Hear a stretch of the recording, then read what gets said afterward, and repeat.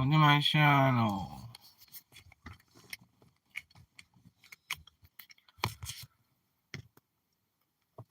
What was I gonna say here? Oh, nothing. Got my Bible, my audio player. Just wanted to show you guys this. I've had this for a few years now. It's definitely not from. It's from. Who cares where it's from? But I bought it, and then it's gotten these number pads on it. Micro SD slot, mini USB, not micro USB because I don't know why. I've got a bunch of audio on there.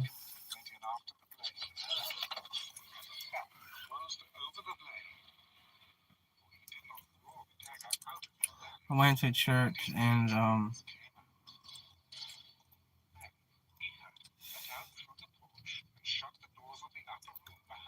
we had the special service of Bishop was there. This service was really was longer. Hey, hello, hello.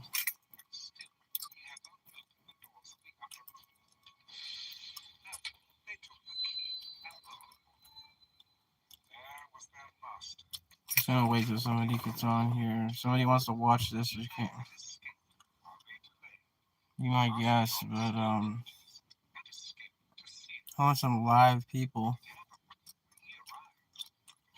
If you're viewing this and it's a recording, well, what am I gonna talk about?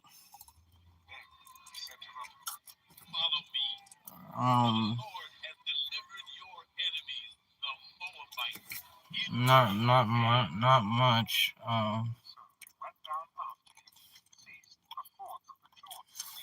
trying to beat my nicotine addiction with gum. So I got nicotine gum from Wally World, which stays at a number of $7.77. The 20-pack does. If you want the 100-pack, you're gonna have to dish out. It's like $30 or 20. I don't remember how much it is. It's a lot though. So I don't really usually get it.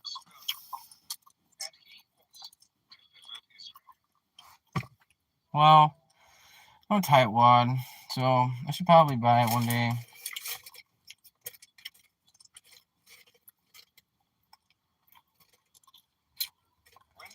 But it's a nasty addiction to nicotine. Whether it's, well, I'm not gonna say that I have an addiction. It's not who I am.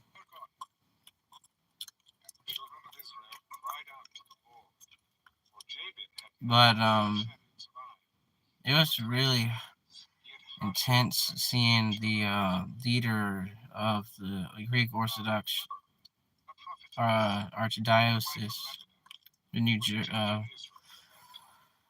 it was really illuminating to see the bishop radiate the life of the Trinity, the gospel, which is that's what they're supposed to be equal to the apostles, the bishops of the church. So they're in another world. They're in another state. They're in another rank than presbyter. I mean, they're all the same. It's all equal, but it's not equal.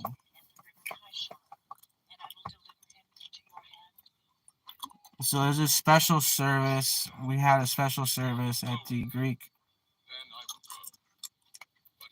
Church, the Greek Orthodox Archdiocese, the Metropolis. The church is Virginia, or underneath the bishops. So I don't really know anything about it really, but I know it's the bishops in America are underneath the bishops of Constantinople, Reverend Bartholomew, who's been a bishop for a long time in the Greek church. It's really spectacular. It was really special to go and see a bishop, and the priest was adamant that we come today to see the service and see the grace of having the bishop visit. But I was gonna upload some photographs of that, of the bishop, of the visit, but I didn't feel comfortable doing it because it's kind of public. It's a kind of sensitive subject for me, for us. People don't understand the traditional style, so it is what it is, I guess.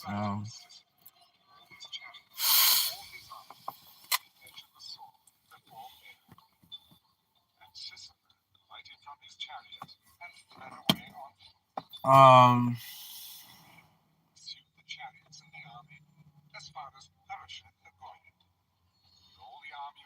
I'm just trying to reset my system, my body and my soul, and get my system and my body intact.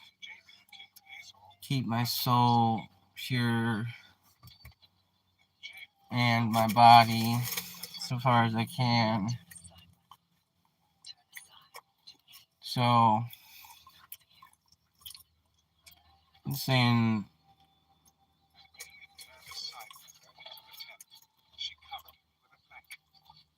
I've not been waking out. I've not been thinking these weird thoughts lately.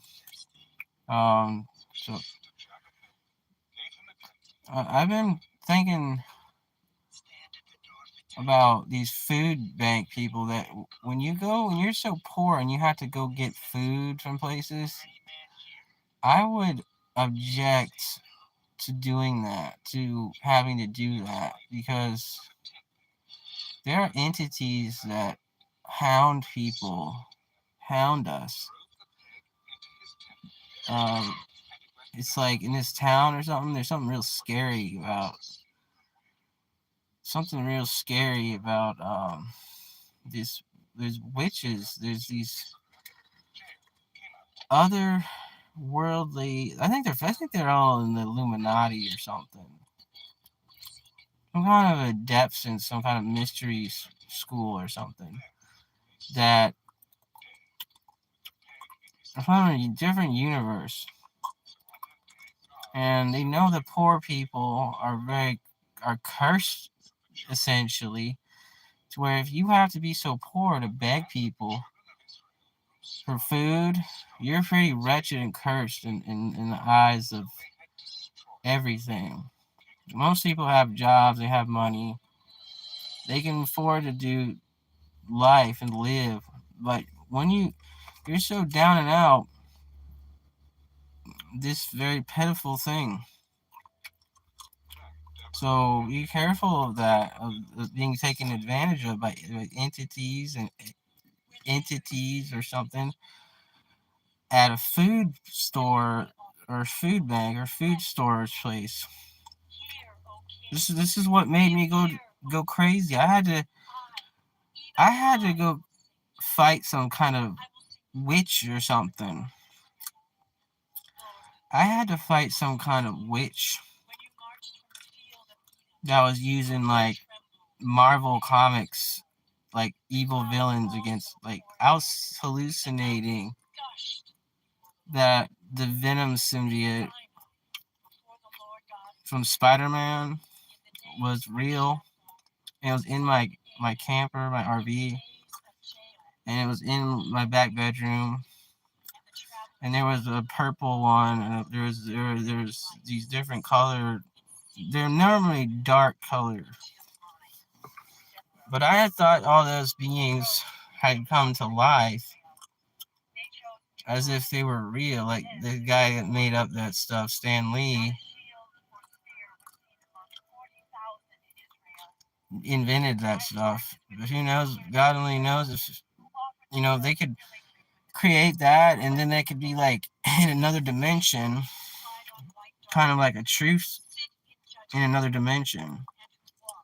So you don't know where these animators and these comic book creators, the gift that they have obviously been given a gift to either invent these things or see things in the astral world that we don't see or understand.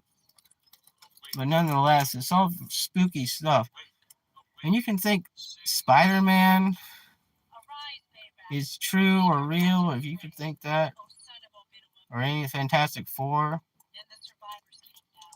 But it's hard. This is a fallen world. We live in a fallen area. But stay around good people. Stay around healthy people. Don't twist yourself up with these. It's like the prodigal son. He went to the pigs. He was eating the pigs' food, and it just reminds me, like, hey, if these food banks are there for these people, some of them are doing it out of charity. Some people are doing it to have power, to possess another person's soul. So they want to try to possess us. Some of these food bank demons, that they're demons, and they appear as like alien or something, or they're spirits. I just want to advise people to be careful about people that offer you money or food or whatever. If they're offering you something, they want some part of your existence. That's all I'm trying to say. And you don't know the monstrosities. You might be around some kind of pig demon monster that's full of gluttonous demon, a gluttonous monster. And I just want to advise people to pray about things like that. Just pray about it. If you feel like, you're just some poor sap and you've gotta, it's like you better off getting a SNAP EBT card, EBT benefits, than wandering off these food stores. Because their food, I thought I got contaminated by something from the food. Like, you eat their food. It says, eat not the bread of him that hath an evil eye in the Proverbs. Now the desire thou is dainties. As he thinketh in his heart, so is he. Proverbs, I don't remember what verse, chapter and verse, but it says, don't eat the food of the stingy. Well, these people that are not necessarily the same mind as you. You're better off just eating grain than eating steaks of somebody that's going to control and hypnotize you, try to hypnotize your body.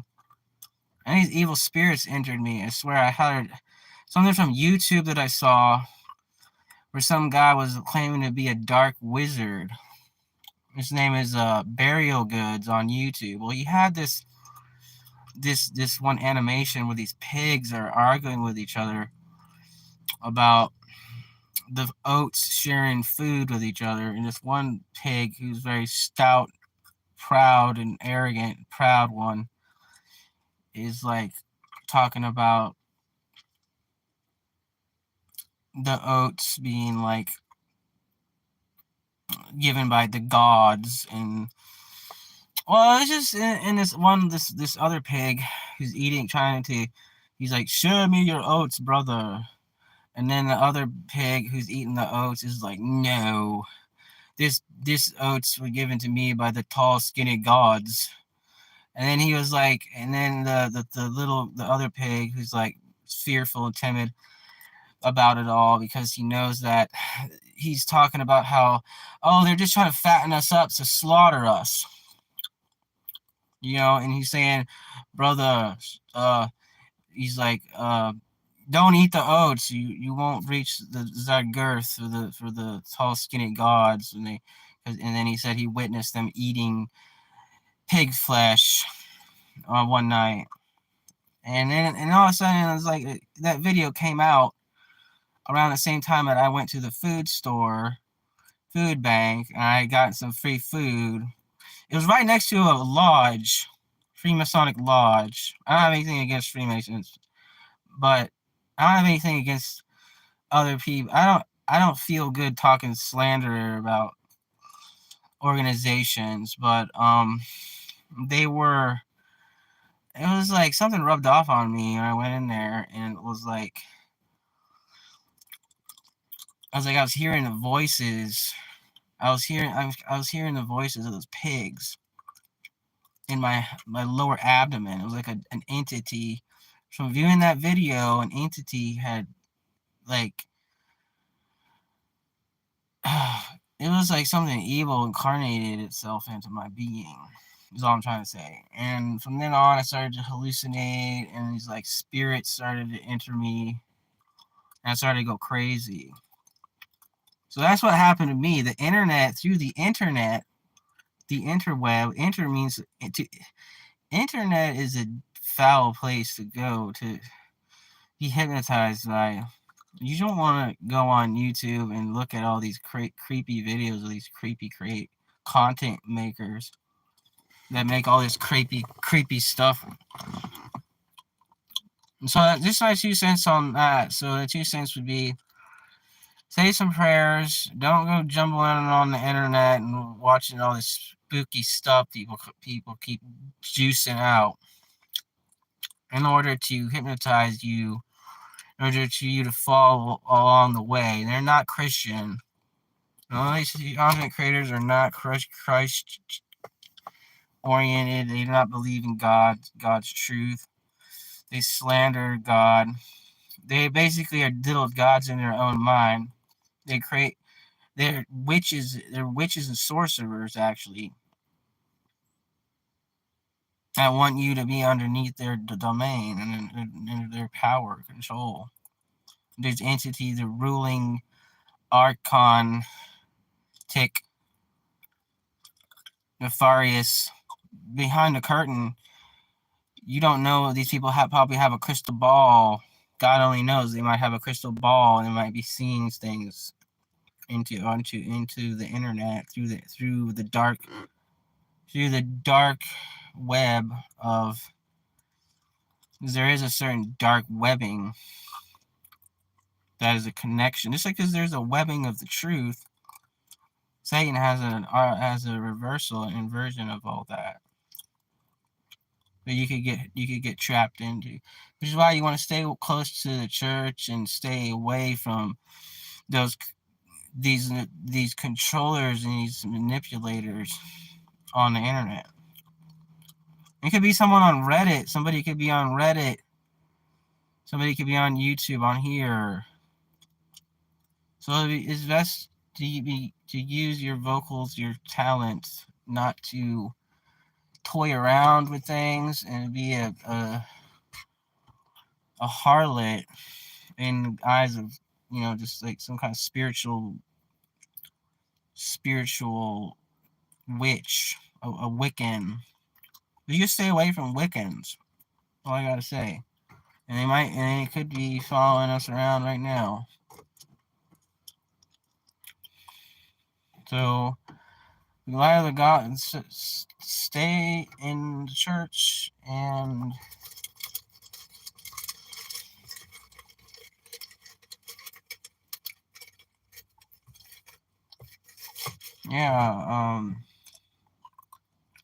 so warning. I'm just warning people that can be damaged by all this crazy stuff that they're pumping out, and YouTube is full of dark shit on YouTube. Dark, dubious. People talk, they seem to have a good plan. They seem to have a good essence to them, some of them. There was a lot of videos about exorcism on my channel. And then you get to these hysterical channels with these hysterical content on them, which maybe a cartoon. Some of them are cartoonists. They create cartoons. They create a cartoon. A cartoon can be very hypnotic. Somebody can write a cartoon like Tom and Jerry. You could be tricked into an alternate reality through anything. Teletubbies or something. Oh, hey, man. Sorry I was ignoring you guys. I just wanted to say something to describe my, the essences of evil that I've encountered, that have made me lose my mind lately, and of having to battle invisible darkness that revealed itself as a symbiote from the Marvel comics. You know, the Venom. I thought those things were real. They were coming after people. So they made me go to them. I ended up in a mental hospital for 15 days because I thought that the world was being taken over by these inky, dark entities, this kind of blackness that was like in the cosmos. I thought that it was like a black, this entire black universe, like hell itself. Almost, you could describe it as hellish or something like an anti. It was almost as if it was coming alive. It was like these Stan Lee invented the comic Spider-Man, and he talked about this alien that came and took over this guy, Eddie Brock. Okay, so I had anger issues in my life. The only reason that thing took over him was because he was an angry person. Deep down, he was an angry person. And I thought that thing had taken over part of the earth, or myself. It was trying to take over me. And it was trying to lodge itself in my world, in the world, through me. And I was, well, the police arrested me. I got arrested for what I was doing because of this kind of, this kind of like negative imaginings that I was having, all these imaginations. And so I just wanted to make an assumption. They have this theory about this black goo, and there's this video game called Death Stranding where this guy, the United States is like taken over by like this antimatter black plague. And it just reminded me of that.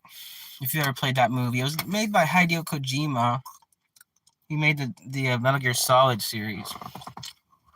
But yeah, the black goo was like a symbiote from the Marvel comics, and it had had its own identity, and I was fighting that thing. I was moving my head like this.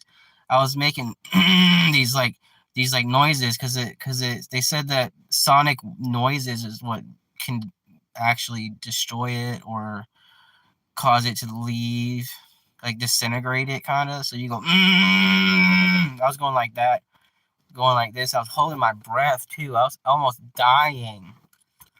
I was holding my breath. It came in me as like a wind, and I was holding my breath, trying to suffocate it when it was entering me. Yes, and I was almost to the point where I thought I had to kill myself in order for this thing to leave the earth. You feel me? It was intense. It was intense. It was like feeling like you're Sonic the Hedgehog when he's in the water and he's drowning in the water.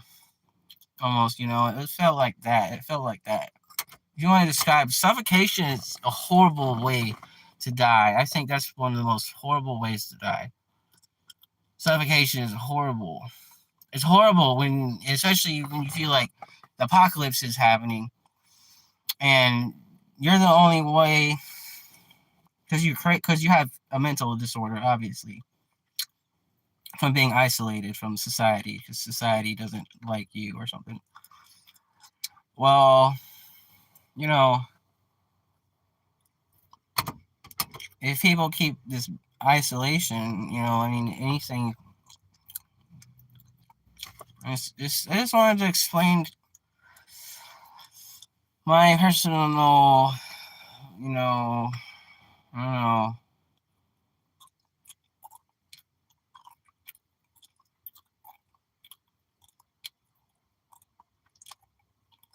That's all very personal stuff. That's some stuff that I did go to the mental hospital, and that thing followed me all the way to the mental hospital. And what it was doing to me, it was in the hospital, and I had to fight it in the hospital. It was like, and then what happened to me was every time I would like cleanse it or like dissolve it, it was like some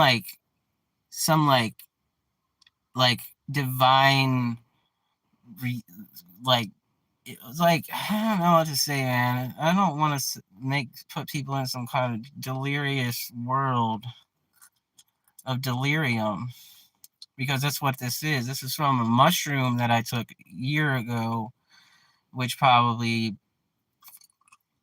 contributed to my hallucination, my own delirium.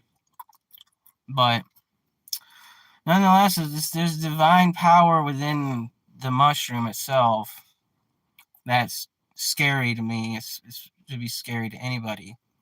It opened my mind. It expanded my ability to view these kinds of beings. Well, the guy, I don't know. It was maybe it was something. It was something that it wanted. It was something that I just stumbled into.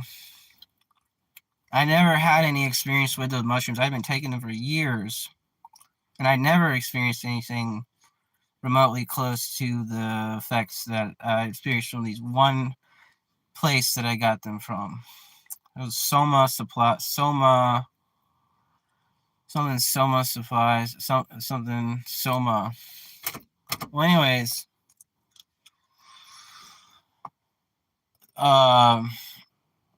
they call it the Soma, which is I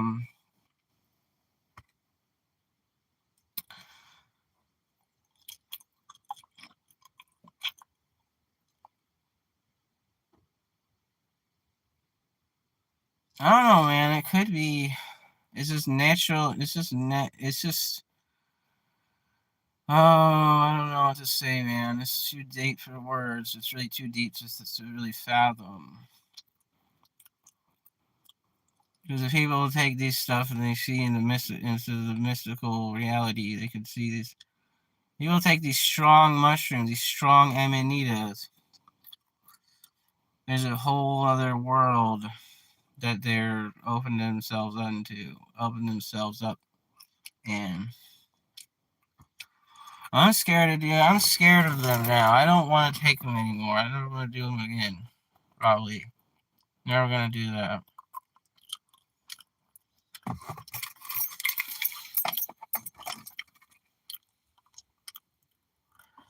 It's an energetic realm that it's like a light realm.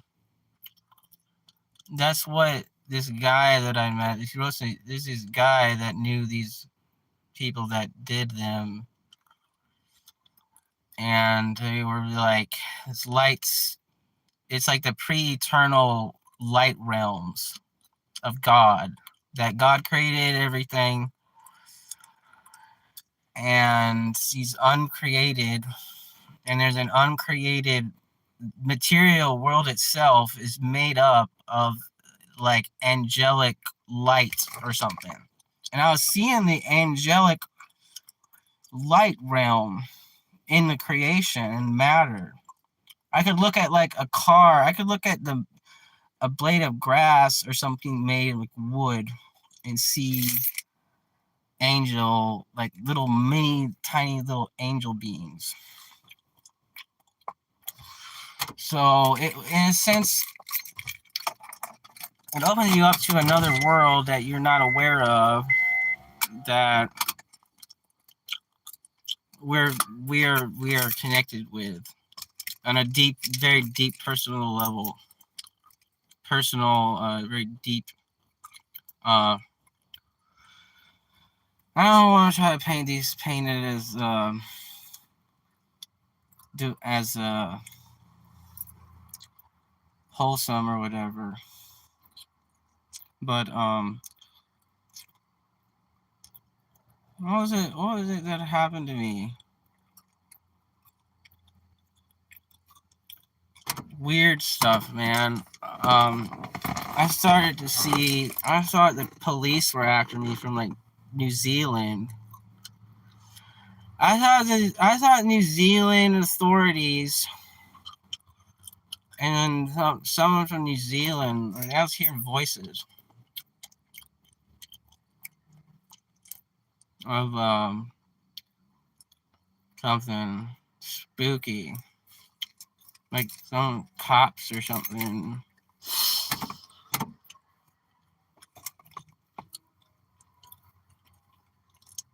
And I thought I got in trouble with like the law and like the angelic, like the authorities of God, of like Jesus or something, like I got in trouble with like biblical, I don't know, and I don't want to say anymore. Like Prometheus, he stole fire from the gods, and then he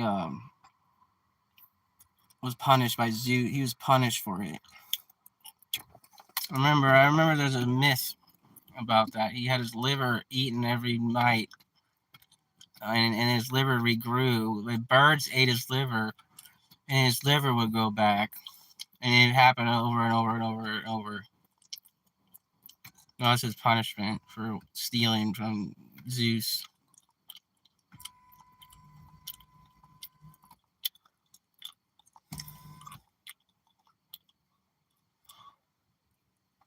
Well, the thing about it is I thought the Lord of the Rings director had been dropped off by a spaceship at my house, and they were something in my life or something was important to something. So somebody, alien being, some kind of supernatural. And then Darth Vader came after us. Darth Vader came after me in a spaceship at the hospital with some kind of girl, some kind of girl was with him. And he had a lightsaber, and he was turning the lightsaber off. He was turning his lightsaber off. He had his lightsaber, and it was on, and he turned it off.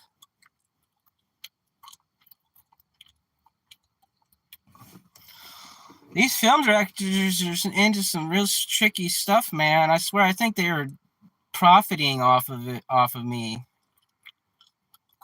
off of those movies. Like, those movies were designed so where they were trying to test us, and if we failed the test, we would lose our souls. It was like a soul test. And if we weren't like all weddings and stuff, and going to weddings and like like pure people, like we would fail. We would like, it was almost as if they had set it to where if we were like fornicators or something, then we would die or something.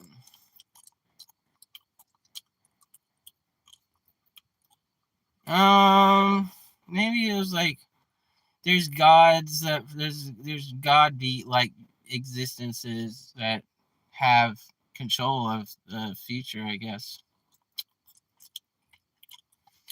or something. Like the movie stars and everything, they're in another dimension. Well, there's another dimension to the. They made the this world is an energy. I don't know, man. They influence us with this stuff. They're trying to. They are definitely out there.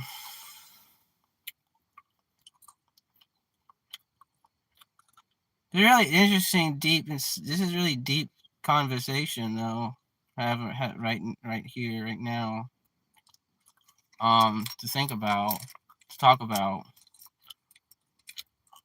because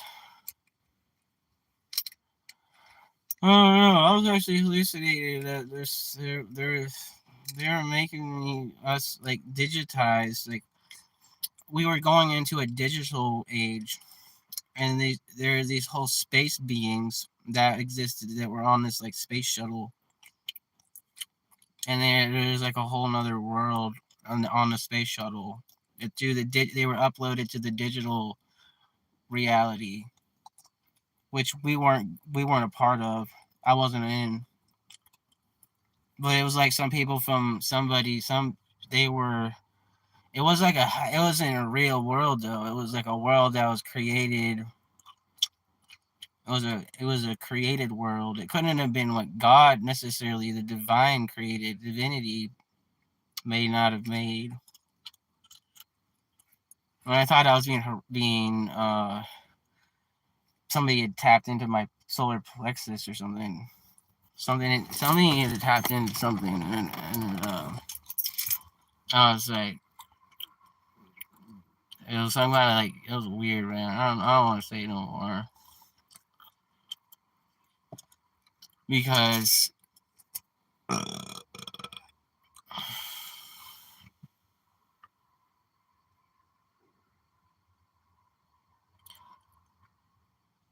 well, I was always really into Star Wars as a child, and some people claim that the director been given a divine mind to create all that. But the thing about it is that when you enter that reality, it's like being on a bad trip. You can't control any of it, anything. For me, it was horrible because it was always that you were wrong in it. You're always wrong, and you can't get to a humble existence anymore because you've tasted the forbidden fruit of knowledge. Because all of that stuff to me is just the explosion of some kind of a taste of a some kind of good knowledge of good from bad, and it's like an explosion of that, like all this dark side and the Jedi and all these. I saw the Death Star. I don't even want to talk about it because it might draw this thing back to me again. Because it made me think that, hey, we're on a star. Neil deGrasse Tyson was talking about Star Wars, how the it's like it pulls you into it, man. Like, oh, the darkness really does lure you into it by making you think about it. And you're not in the light. It's really, really horrible. It's horrific.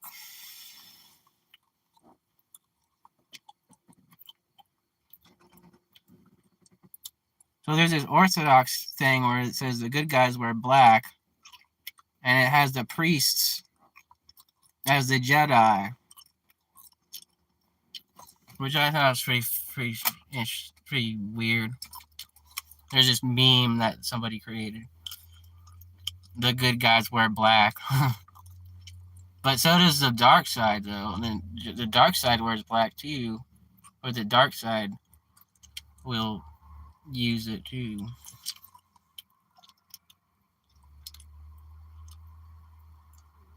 I used to have a teacher that would hate the color black. And she would, like, talk about how it's negative or something.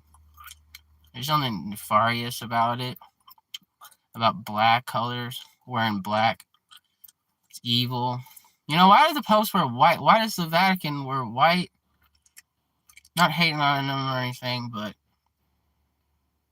Yeah, she's a old lady.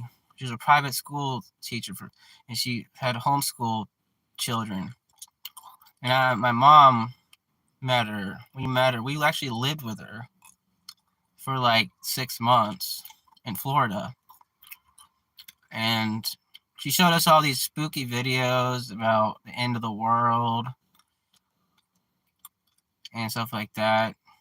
She is a very old-fashioned. She was trying to warn people about evil, like really evil stuff, and which traumatized us. It really traumatized us. It really did, because it was like, did 9/11. 9/11 happened 4 years ago, prior or so, and that already spooked the hell out of some people. Which is what it really was. It was a trauma. It was something to give you trauma. It was the fallen nefarious rulers want to keep you in a trauma-bound reality. In a painful reality. Well, the reality is crucifixion. That is reality, though. It's dying, death on the cross. That is reality. So is also the being risen as well. But it's transformation. It's a way to be transformed. And God allows these things to happen. But it just seems like they have too much power or something. It's like there's so much power involved in the way that they're able to do that, to make this kind of horrible event, the September 11th. They're able to create that with, you know, some people said that they thought they were watching a movie when they saw the towers, the planes hit the building. This didn't seem real, you know. It was almost like they created it with magic. Magic was used to create September 11th, 9/11, possibly, probably.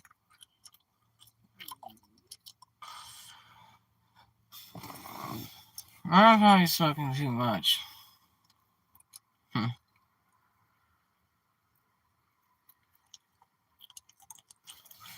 What I keep thinking about is, you know how we have the Russian 3-bar cross in the church? We have the bar slanted.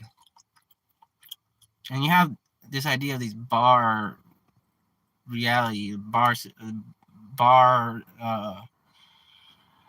kind of random thought. This is just kind of randomness. But I keep thinking about this. I keep thinking in like lines and like bar lines, like how is it like negative if you're slanted? I don't know. I keep moving my head like this, like back and forth. I think I'm doing something in the astral world. I'm going like this. There's like some kind of entities around us, and I'm going like this to like revoke it, like nodding my head like this. There's like some hardness in the air, and there's like a sixth sense that I developed that can see like what's going on out there. Yeah, well, I mean, my Archangel Michael is my patron, so I think to myself, I've got to try to do I kind of try to live that, like, invisible war. And, you gotta try to be like the invisible leader, like the invisible battle, like you're trying to fight an invisible battle against forces of evil. But it's like, how are you going to do that with prayer? You're going to do that with prayer. But is there some kind of yogic thing you have to do with yourself? Maybe exercises or something to ostracize the power of hell that lives inside of you or around you. So if there's some power of hell that's been with us from our birth that wants to invade our life,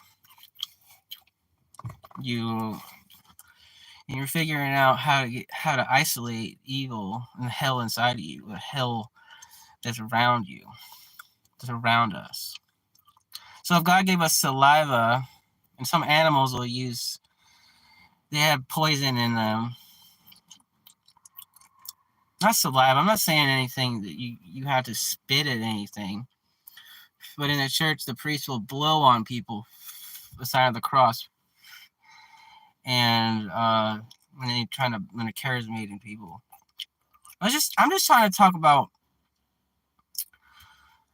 We use water, incense. We use the blood of Jesus, cover our sins, cover us over. So what we really want to do is go into remission of sins and cover our sins, cover us over, cover us over.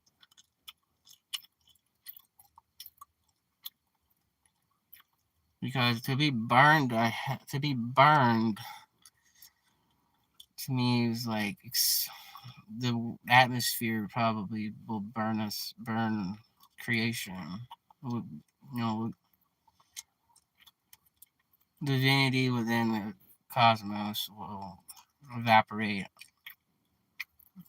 all the injustices.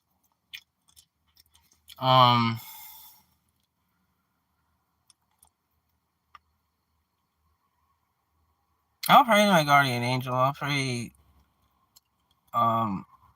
Holy Angel of the Lord, my guardian, pray to God for us. I'll pray to the guardian angel to pray for everybody, not just me. So the prayer goes, the short prayer they say in the church is, Holy Angel of the Lord, pray to God for me. Or I'll just say, Holy Angels of the Lord, our guardians, pray to God for us.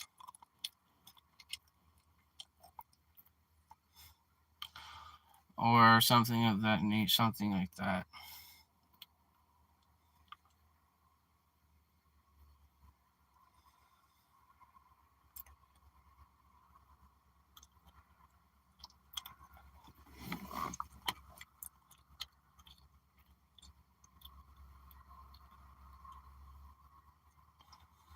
I think some people have been given more angelic footing in this life,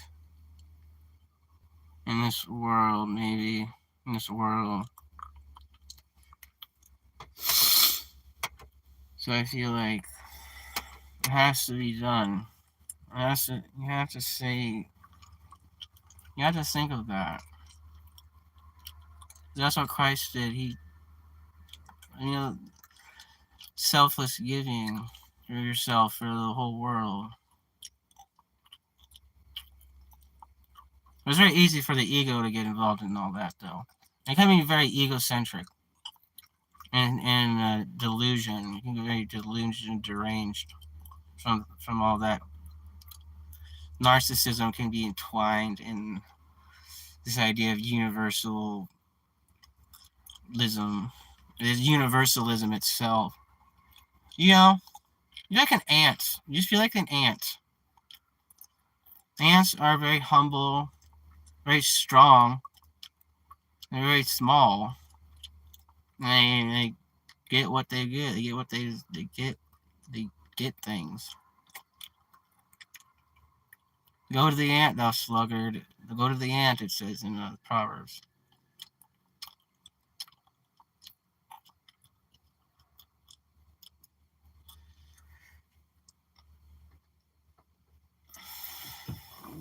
Yeah, I don't know. Just stop thinking so mighty and high and mighty.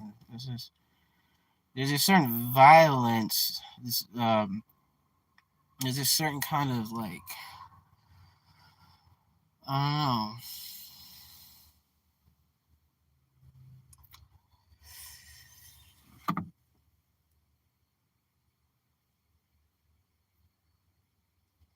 I feel like I'm living in like MS-DOS or something, and Windows and DOS and Linux. They're all operating systems, and we're living in an operating system. Some kind of operating system with programs running in the background, tasks and programs.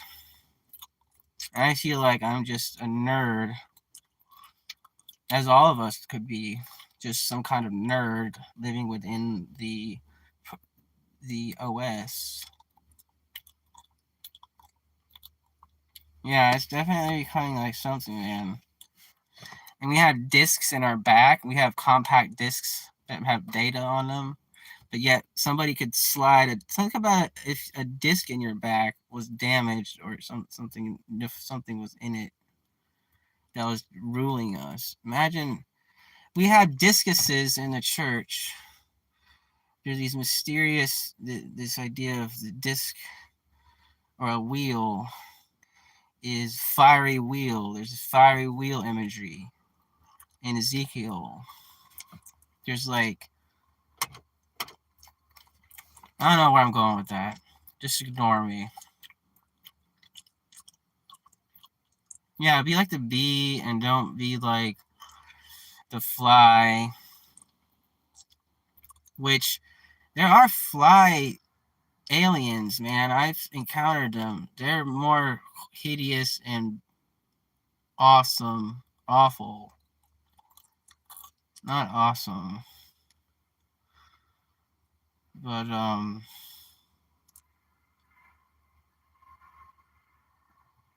God for God for shield us from all this.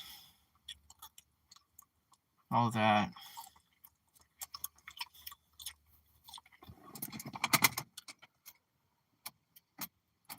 Yeah, I thought I had some imagery about the Matrix during my psychosis, that when I was fighting this evil power or whatever, this evil, I wouldn't use those two.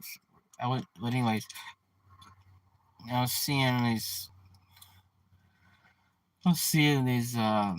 Matrix pods, right, from that movie, and there's somebody that was in them, and I was trying to rescue them. It was like somebody was in the Matrix pod. Every time I would pray or something, I would do something. I can't remember what it was I was doing. They would, like, it was as if they were pulling out this thing inside them that was like feeding them. It was like your mouth. You can leave your mouth. Something could be in your mouth, uploading something into your mind. Something could be uploading some reality, base reality, which could be a good thing actually. You may need some kind of, I shouldn't say these things. I don't even know what I'm talking about, honestly. I have no idea what I'm even saying, and it's beyond my ability to fathom. But I hallucinated that I saw these like pods. I see pod persons, and there's this plasmic goo they were in, and like the goo would like the person would leave or something. It'd be like, but I don't really like the Wachowski brothers. I don't really know I don't know anything. I really think that it's just a model, man. Like those movies were just seeing some weird stuff, man. I don't know anything about that stuff. I don't.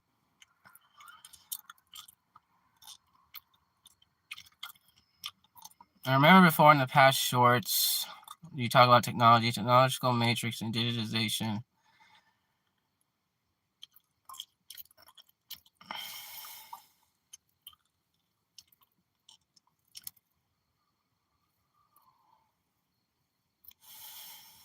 Well, I do think there are hackers in this reality. They're hackers.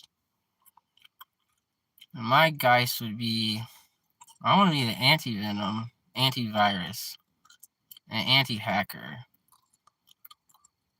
and run a normal system, which is the gospel of God, the everlasting gospel.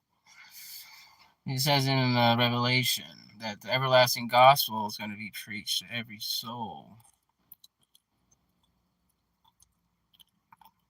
So that's the base reality. That's the real reality, I guess. It should be. But you shouldn't really talk about it. My mouth is too much. My mouth is over the top. Me talking about all this. This is breaking everything.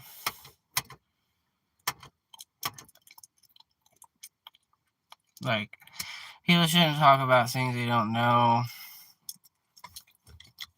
But if people have psychosis, you have psychosis. That's another thing too. We're gonna see people in a psychotic frame of existence as well. We're gonna see strange things. Well, Jesus was rejected by his own people, though. So, but there's a fearfulness of reality. There's this retribution. God is going to take retribution on sin. So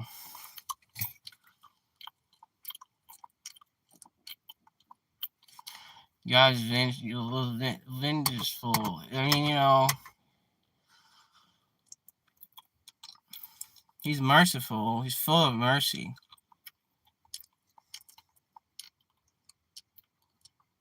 But there's a certain limit to where either he'll abandon us, or if we go along with him and unionize ourselves with the Holy Church, then we can be saved. Like his book I have, Orthodox Psychotherapy, is all about that. It's all about you need to clean up your act. There's this basic purification, and then there's divinization, which is becoming like God, which can be very hard to do, which is what the process is. This is a process. This is a training ground. This is what the Matrix is wanting us to do. It's wanting from you. It wants you to purify yourself. It wants purification. It's what it is.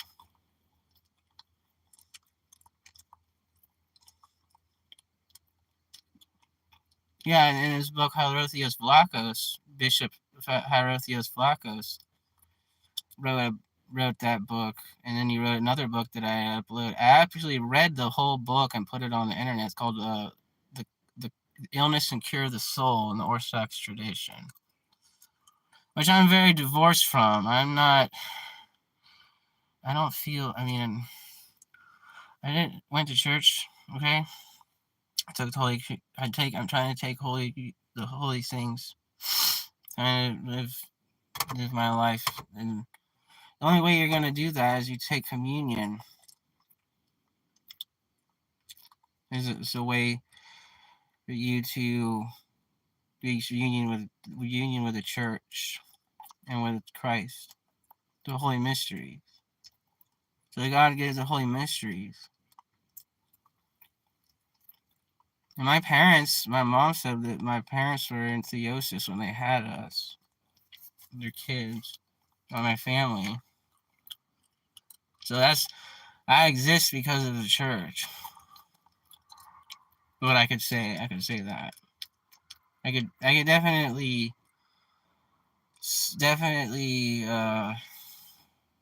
analyze. And yeah, she was Orthodox. They got married in the church. Or did they? I have this Mandela effect where it's like I don't even know if they really did get married in the church, or if we were just baptized in the church.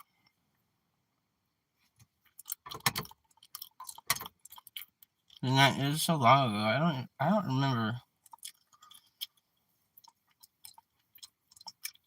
It's like I have this like fogginess in my past, like thinking about the church,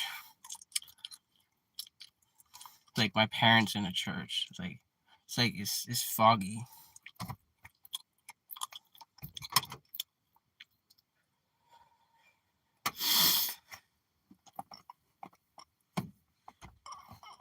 Yeah, my mom was Catholic. She was Roman Catholic, and then she met my dad.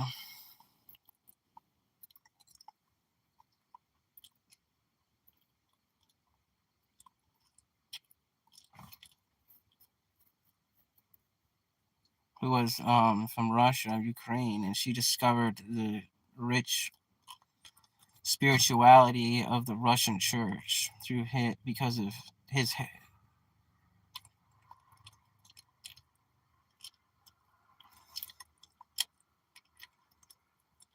Well, I was baptized in '96, 19 in the Greek Orthodox Church in Arkansas, yeah, somewhere.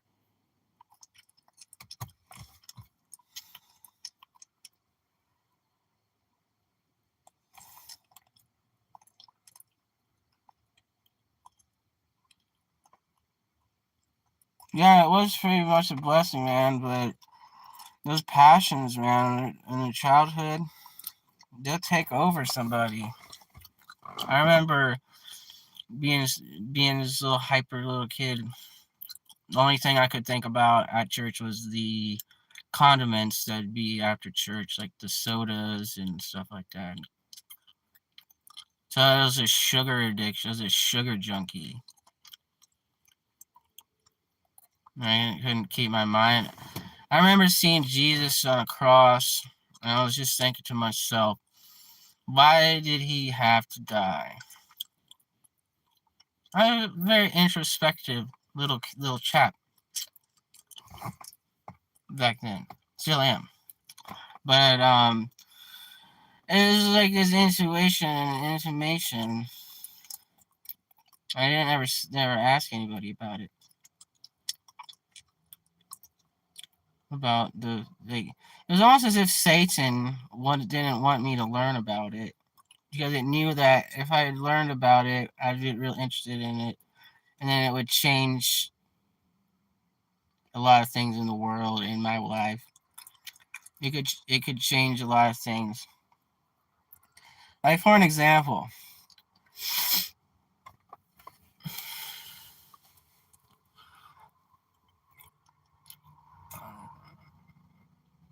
it's very good to stay close to God in the church and not fall into error and heresies, because you're very important for the whole of it's like society. Like, your soul is important, and you need to make your soul sanctified and get it out of the dirt that the world wants to keep you in. And just go to the Greek church, go to get charismated,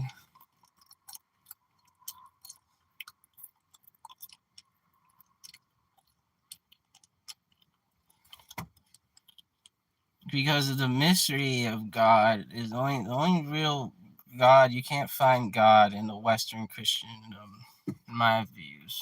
You have to find God through the mystological life of the church, or east of the East. Because you're going to get into philosophy in the Western church, the popes. You're going to get into a bunch of haywire craziness. It's going to be a bunch of craziness, which is what the whole world is immersed with.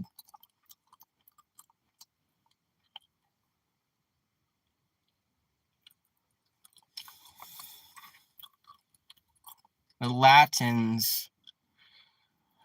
My mom went crazy in Rome. She went crazy when she was like very young age, young adult.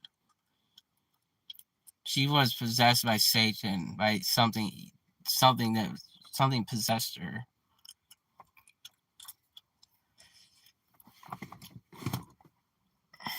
And it's there for a purpose. I'm sure there's great things about in Rome. There's great things in.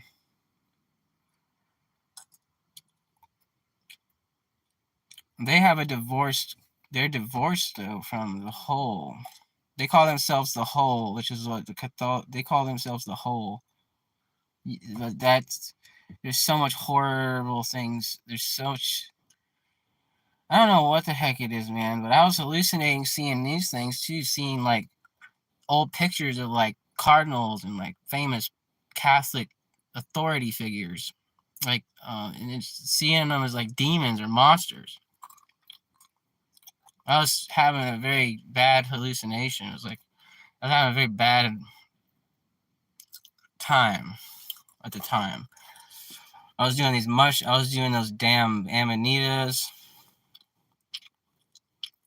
and I had actually thought that the amanitas were like an entity or something, and like some of they're like something to do. I shouldn't say anything else.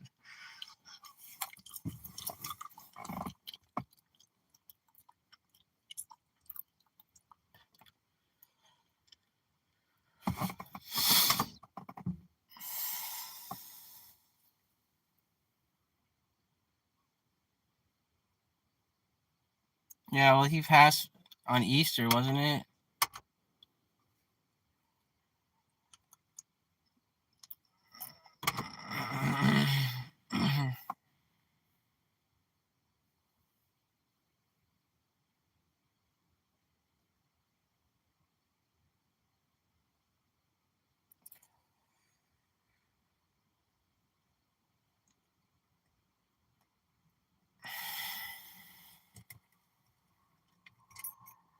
Yeah, it makes my head too big to expand too much to think about. Makes me feel like there's this.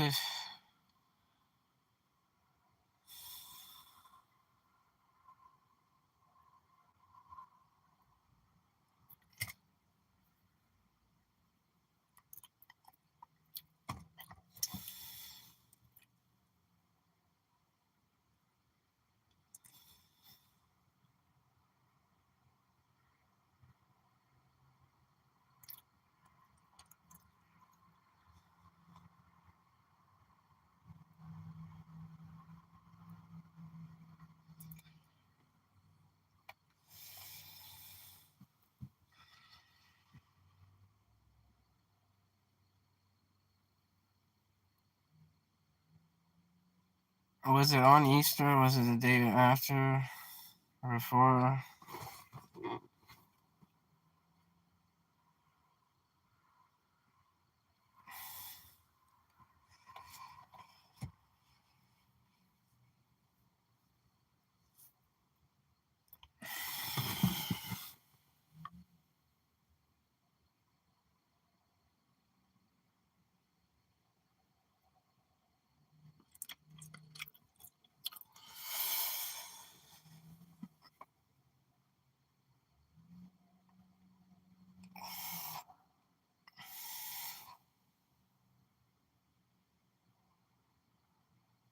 What did you say the day after God took him because after took him after Easter because he didn't want us to overshadow Easter, but I don't see it. What? So did he really pass? Did he really die on Easter? I just think that it's just too high up for me to think about. I think this is what's driving me bonkers. All of this spirituality. and talking about it. It's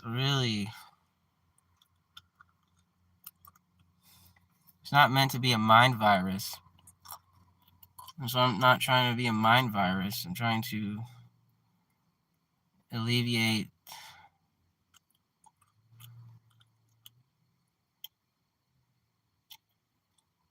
some suffrages that's been happening. I just want to talk about it. I've been getting support I'm trying to get support psychologically.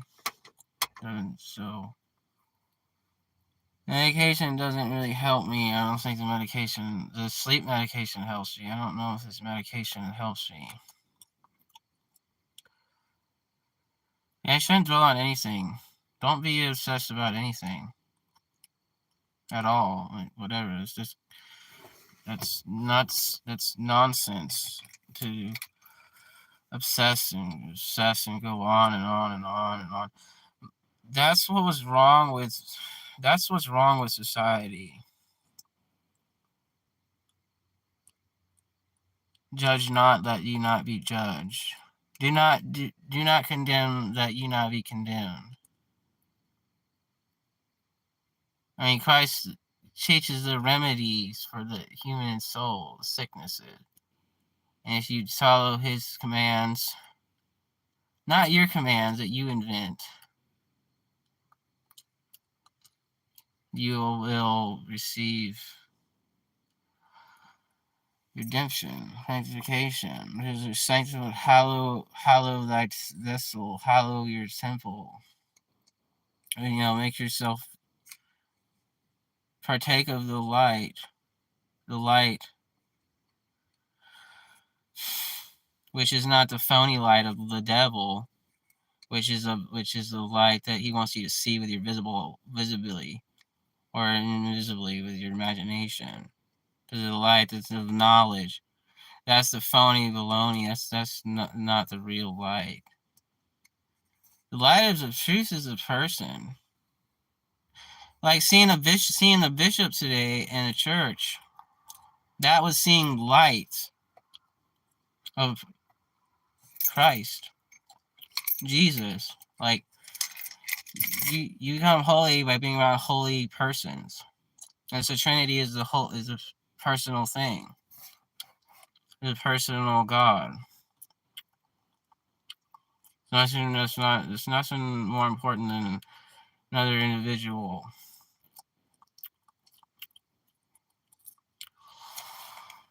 So that's what you want. You want to have personhood to emulate the saints, and that's why we have saints. So we have the saints. We look at the holy pictures.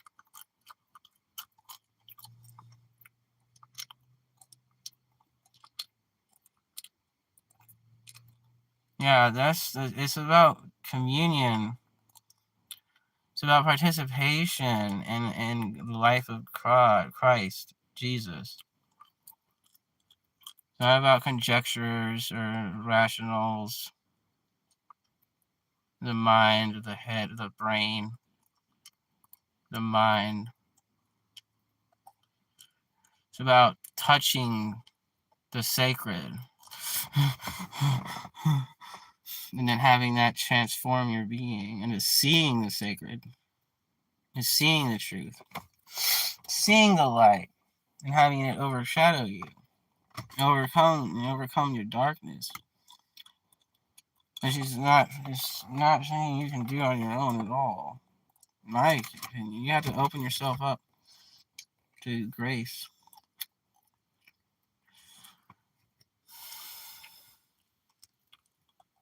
So the human it's almost like Calvinism. It's almost like there is this degree of sickness. You have, yeah, I mean, I don't know. It's like the church it's already there. It's already there in the church. The church already has everything there. You just have to go. Come and see.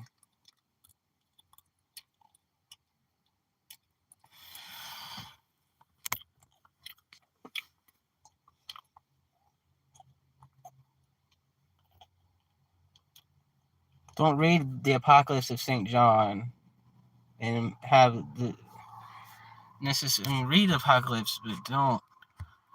I don't know, man. Realize there's serpent. There is a serpent that eats the dust. Imagine what the devil wants to eat. All the spiritual energy that comes from the divine that's within nature and the matter and our essences. This is what the devil wants to devour, to eat as his nourishment. That's why fasting is so important, can be so important. Abstinence and food.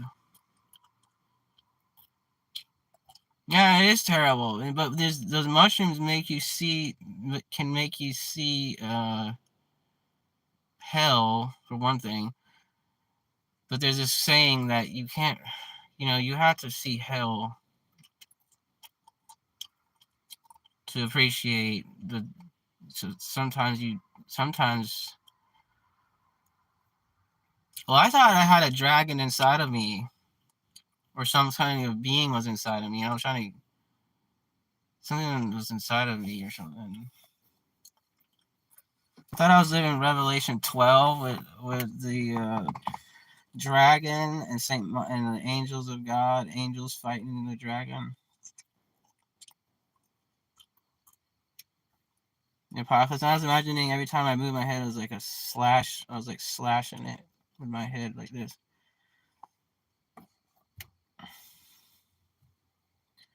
Or you could have like a horn on your head or something, and you can have like something coming out of it or something. It's like a beam.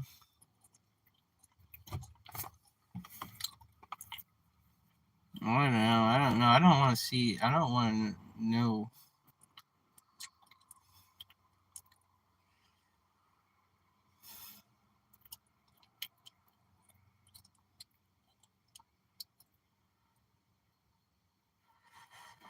Yeah, but if you get to the heart of creation,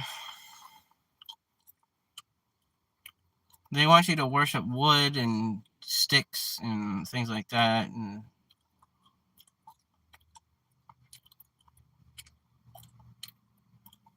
it's just terrible to think about how there's people that worship wood and trees, and they worship taxes. They worship the ability to make an income, which is like,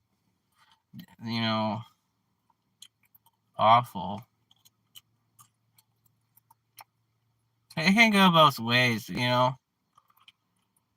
Jesus wants to have all that stuff. So you don't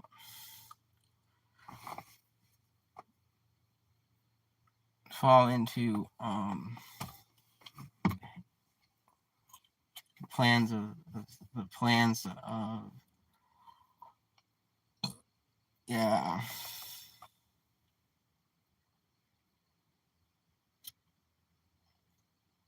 Well, I was hallucinating. Google Pictures, right? You look on Google and you look up these pictures of demons, you could actually have a schizophrenia. They could actually draw that in your mind, and you could see that being. You could think you're seeing that in somewhere, which is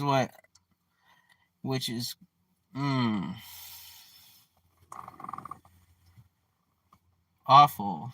And I thought it was I thought they had yeah. I'm not gonna talk anymore about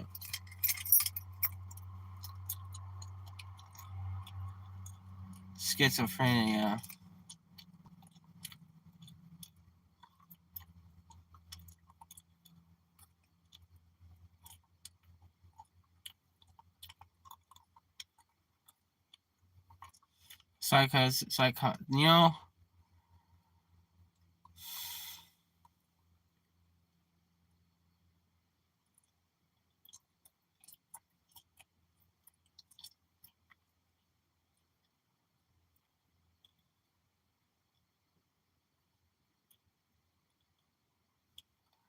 Well, I don't know, man. This is just, I don't know what to say.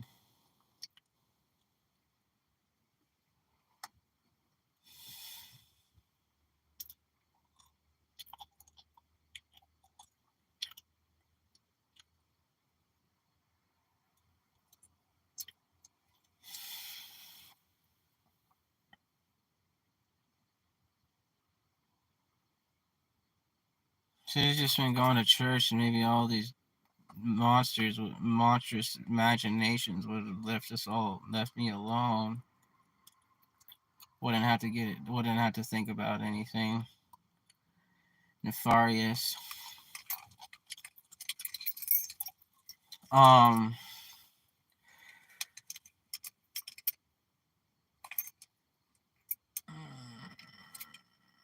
well, this is my Geist, man. We're created in the image of God. Even the people that make art, and then they create in the image of their image, and they can give life. Like in the Bible, Revelation 13, they give life to the image of the beast. They can give life to the image, and make the image move and talk and do things. Well, that could be in your mind. This is spooky. This is terrible. This is like anti-theology talking about. But what you want is to get into the uncut slate, because the heart is a former of idols. And so, if you're created in God's image, God created us. You don't want to think about it. Negativity. You don't want to be part of somebody else's something weird. Like these movies. You want to be a freaking movie screen? You want to be some kind of creation that somebody created? You want to be a creation that the church created us as? But as long as the church, is the church meant for you? Not some kind of dictatorial shit. God's not a monster to command us to do things. He doesn't command anything. I mean, he writes down these things, these gospel, and it's all about mystery, which is what's so lovely about the Eastern faith. And you can know when you're in it and when you're not in it. When you're in it, it's like a medication. It's like being in another realm, holy, heavenly reality. That's what heaven is, the church. Heaven on earth. I'm not going to say any more. They don't let everybody in there. They don't let certain people go, though. You have to sanctify. You have to be normal. Not normal per se, but you can't be twisted. You can't be defiled and entered in the community of the saints.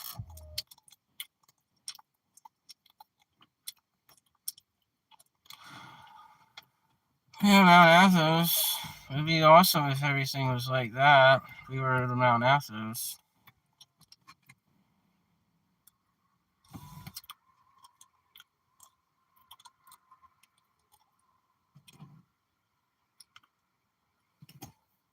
But the ultimate blasphemy is to say you're so sinful that God can't forgive you or change you. That's blasphemy. Because there's some people out there that want you to think in this absolution of sin, this absolute evil, and that's blasphemous to me. Like when you get so stuck into some kind of lust or something, and you think you're convinced by society that that's who you are or what you were meant to be. or something like that. I don't know. It's Satan. He's trapped. Once you get stuck in a solidified state of existence. But let's not think about it.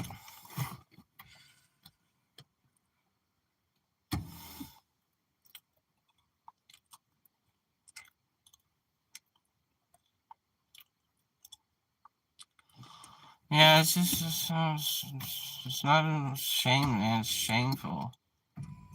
It's all there is. It's all it is shamefulness. That's all there is to it.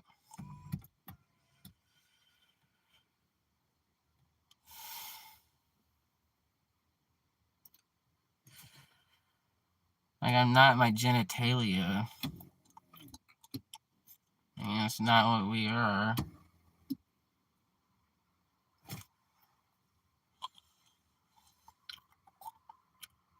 But the pornographers and everybody else, they want you to think that's what you are. Your sex drive. And it gets you stuck in this loop. Endless loop. Shame.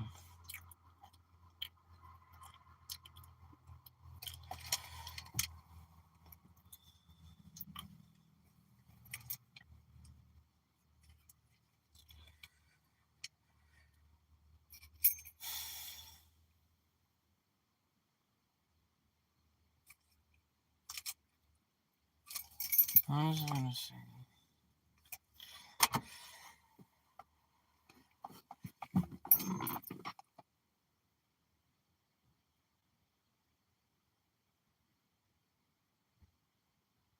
So yeah, just think about it. How are you going to live a mystagogical?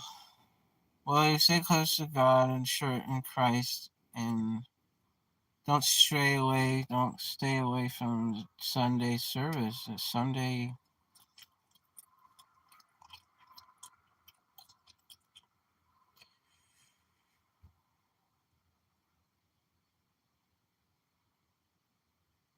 What's made mainstream news? The idea that it's sinful, that there's sin, or the idea that it's normal. The idea that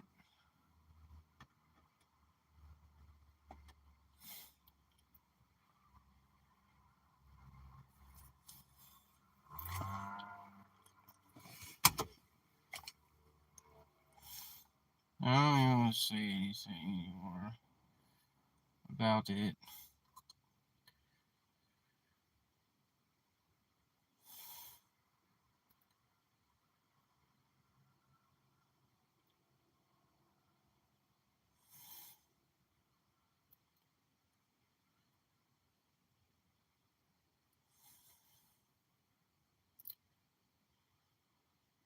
Yeah, it's really unique thing.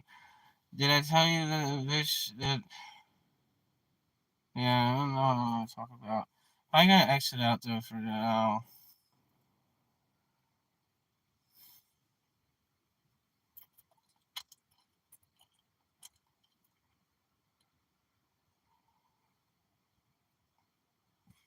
Mm.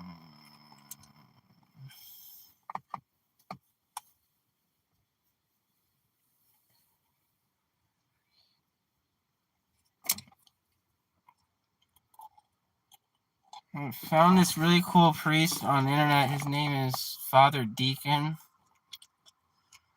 on the YouTubes. You should check him out. He's unique, and you should check him out. He was talking about some really deep stuff.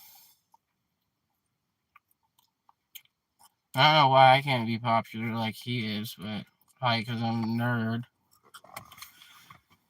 and not priest. Yeah, I'll give you a link. I'll definitely. I can try to put it on here now. Let me find his channel. I'll put him in the the link. I'll put them in the comments.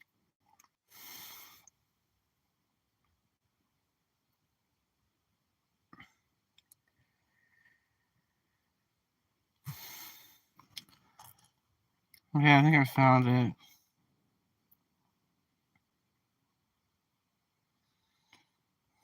I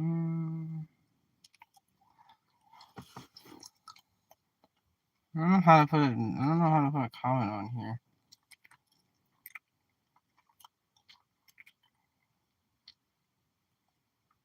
Well, here.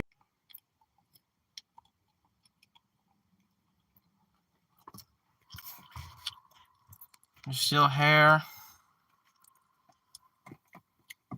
Yeah, I mean, these entities. It's like these pig demon, man. I'm being harassed by like some kind of gluttonous demon. Some kind of entity. Some kind of something. Kind of like it's like some kind of like food thing or something, like a virus or something. It's a virus. And I was in the start of this video. If you would look at the start of this video, I talk about it, about how I went to this food bank and I got possessed by an entity at this food bank in town called Heavenly Manna. And it's right next to a Masonic lodge in town. And this entity entered into me, or us. It didn't just enter into me, it entered into the cosmos, like the creation. Yeah, it was a Masonic entity. And I don't fuck around with none of that. I wouldn't fuck around with it. None of them. None of it. Whatever it was some kind of succubi or something that infatuated it's some kind of a succubus had attached itself to me through this food bank. It wanted me to be some kind of a, and then an alien entity came after me, and it's some kind of alien. And I started to see this alien vision. I could see the aliens, like some kind of alien from some kind of movie or something. I could see it in my home, and it was like having a panoramic picture on my head. And when it come into me, it come into my home, it come into my mind, it was like insinuate this being.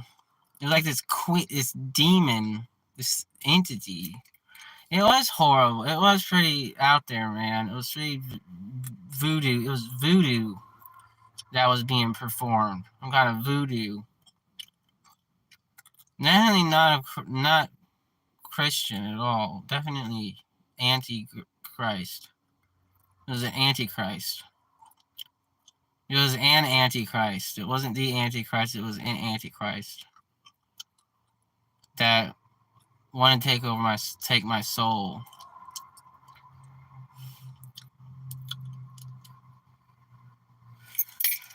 And then I thought these aliens were coming, and it was like some kind of, it was like they wanted the world. It was like I was the world, and they wanted it. They wanted me. I was the world, and they wanted to encapsulate the earth for themselves, to make the earth so they could create us, this species of man. And that's what the Masons teach, that everyone's God, and you guys descend to the next realm. And that's criminal to me. That's criminal. They have nothing to do with Christ or the church. They are anti-church. They're the anti-church. This fake, phony, baloney.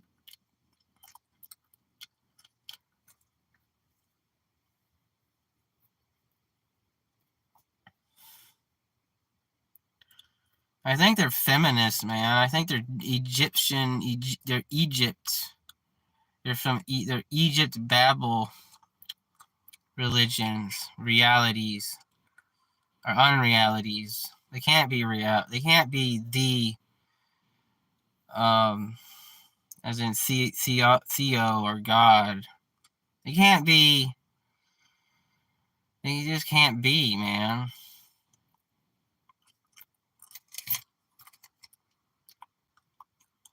Yep, that's exactly what they was. What they're trying to do. That's what I was saying, then. Don't fall out of communion with Christ. Don't fall out.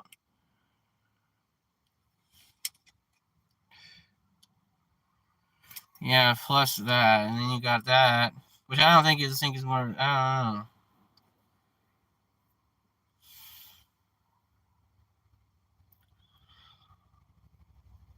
I thought I was seeing Aleister Crowley in my camper.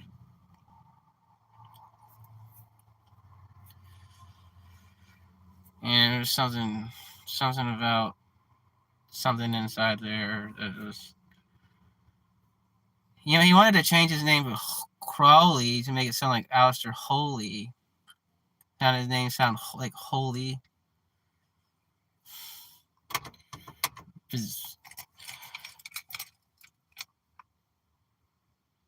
But like these old pictures was what was really getting to me. Like going online and seeing pictures of like Karl Marx, these pictures of these monsters, these people, and then those pictures speak a million words, and they can get into your head. Yeah, you're definitely a freak. Definitely, probably.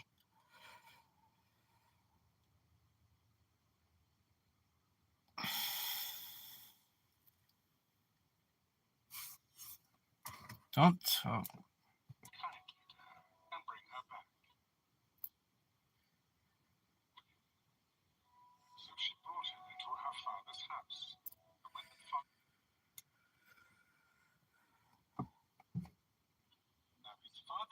It was because of the mushrooms, man. It was because of power hunger and mongering.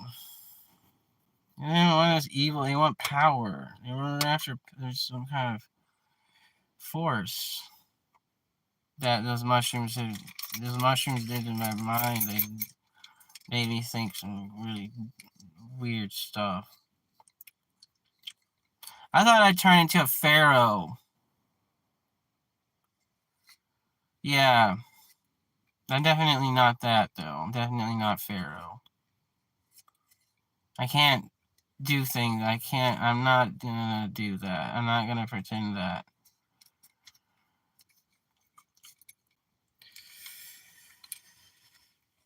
Who knows how he's faring in the afterlife? Whatever it is, it can't be good.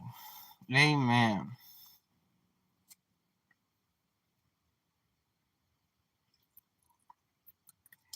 What if I thought there was like invisible pyramids and stuff, and I was like, and like, I don't know, man, freaky weird. Well, what I took was like the equivalent of like something weird. I'm not hallucinating though anymore. I'm not. It's like nothing.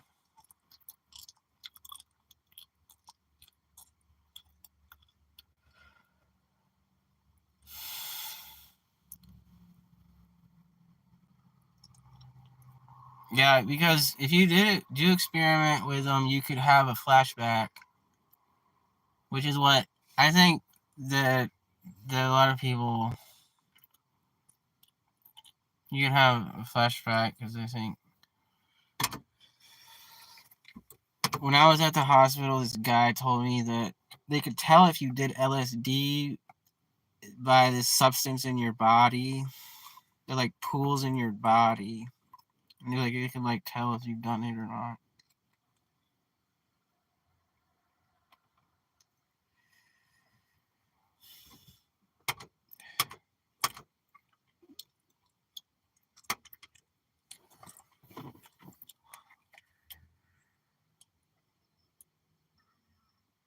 Yeah, like you can just go crazy. Basically, I think what the idea is from the experiences that you had in the past. They can. I don't know, man. They made it to where they made it to where I thought that the substance was still in your body, and so the substance could affect your body, your soul, your psyche. Years later, it could be a year or a decade, which is what I'm convinced that there was something pooling in my body, kind of alloy. Okay,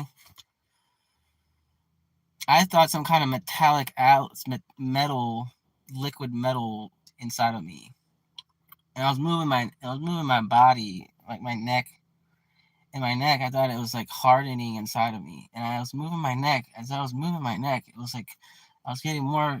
I was like struggling against something, and I was moving even more. It was as if the Matrix had gotten a hold of me, and I was moving my neck like this. And every time I'd move, it'd get harder and harder, and I'd fight it and fight it and fight it. And then I go, ah! Like something out of like the Saw movies or something. This was earlier this year. This had happened to me before I had the psychosis. Yeah, it was pretty bizarre, man. It was berserk.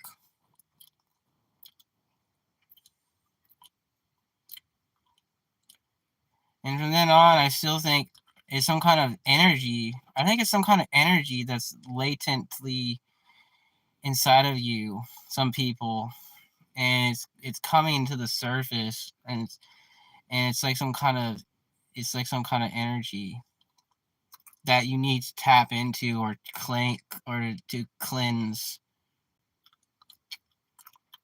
that's inside of you. And I was doing this yoga. I was doing these like exercises and stuff, these stretches to try to like. It was like some kind of like pain or hardness inside of me. I don't know, man. I don't think I'm gonna clean it myself. I don't think I'm gonna. Every once in a while, though, it'll make me hallucinate, and it'll make me hallucinate too. So that's what I'm actually going. That's what I'm actually fighting in my old psychosis thing, and my mental my mental thing that's happened. So if you think there's some kind of Armageddon, it's related to some kind of Armageddon. Is what the idea is, and my soul tied to the unseen, and my place in that, and who I am in that. If I'm with the devil and the demons, or with God, and I'm trying to figure out, am I creating more hell for the incarnate souls on this earth through my sins, my sinful actions, in the way I am?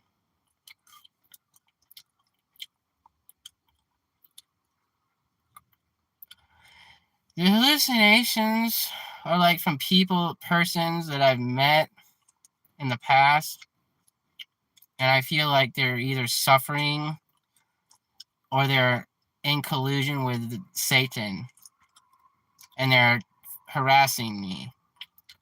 So either they're harassing me or they're lost incarnations, or something like. And the hallucinations, with the way that I would describe them,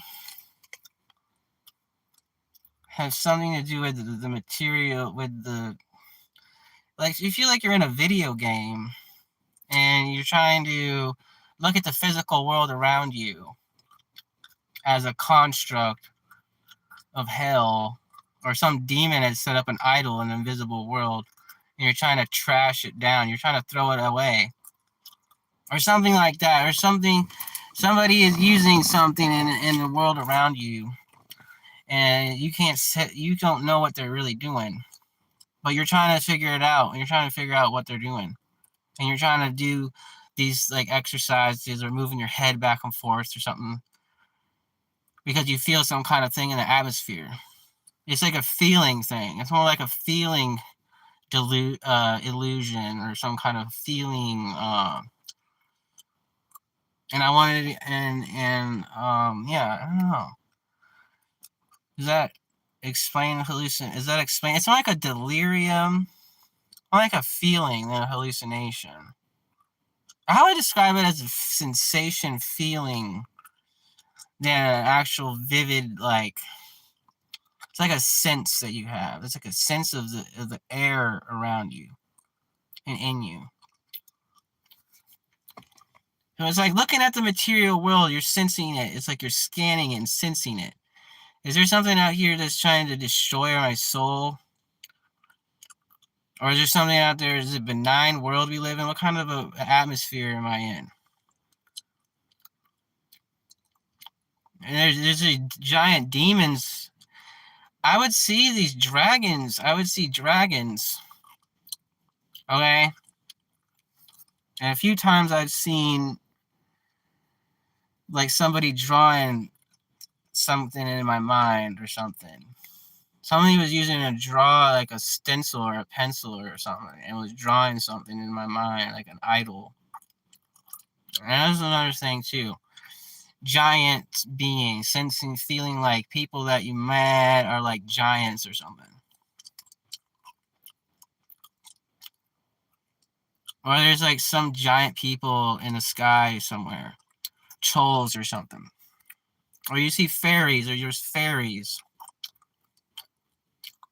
Or there's something, or you're seeing something out of like Dragon Ball Z or something. I was seeing something out of Dragon Ball Z. The Shenron. Okay. Now, I thought.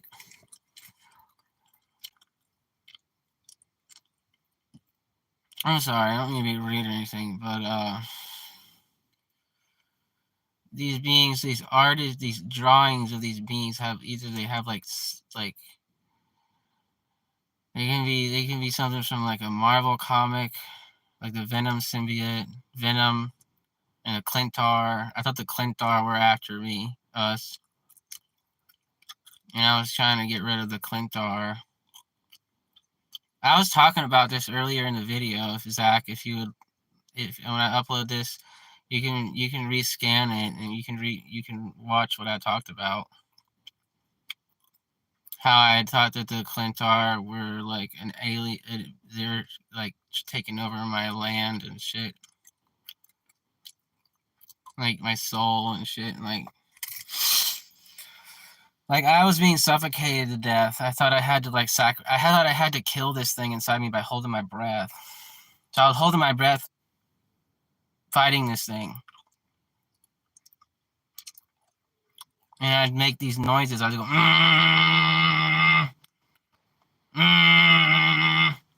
while I was holding my breath and shaking my head like this too.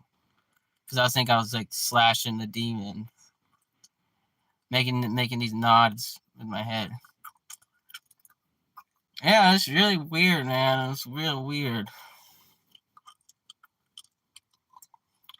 It was like these things were coming after me, and it was after I'd visited this food bank that I thought these African there were these Africans that were there.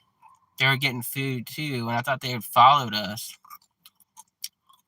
And I started to see these tall, dark beings that were like super tall, like reach up to the clouds, like super tall. Well, yeah, it was really terrible. It was really terrible. And these little fairies, these fairies were fun. These fairies were for. What else was going on? I don't know, man.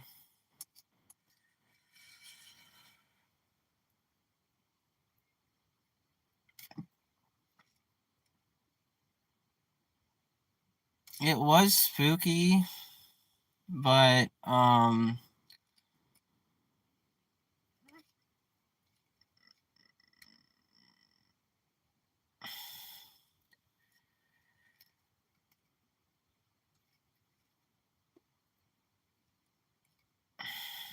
I thought that the moon wasn't real, but it was just like a hole in the sky or something.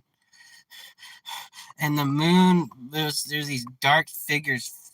I saw a dark figure pass by the moon one time in my mind's eye, in my mind. It was as if the real, like, there's a crystal reality, and the moon is a part of that.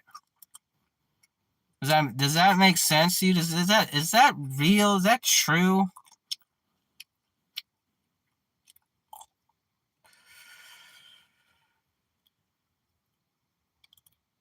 This was one experience that landed me being TDO'd by the law, and I ended up in a psych ward for like a half a month.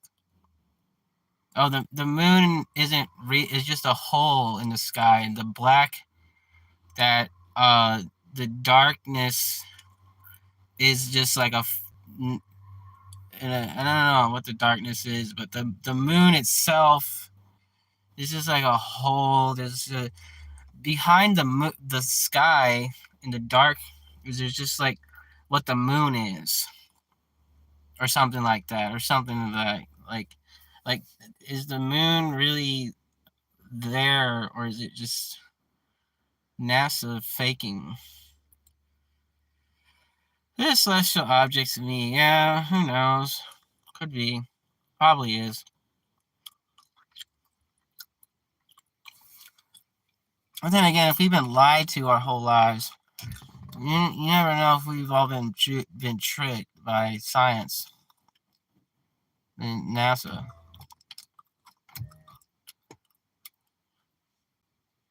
NASA's lying about.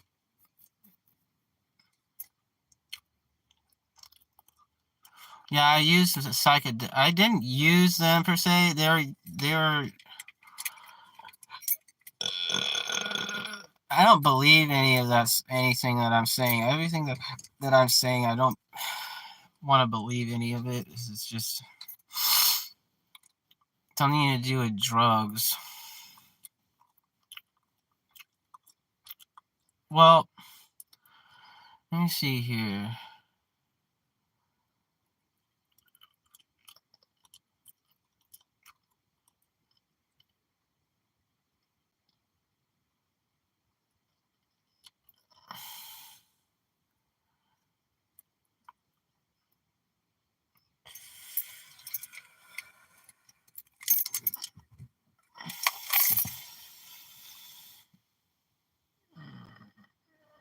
Have I used psychedelics? Unfortunately, I did use psychedelics, but they were being sold as medicine. So you can't really blame me too. But I can't. Everything I did was legally done. Not legally, no. Well, the amanitas were used by the shamans in Alaska and in Siberia. Siberia, I mean, not Alaska. Siberian shamans use this amanita mushroom. And you can look it up. Some people are trying to make this stuff available as a medicine.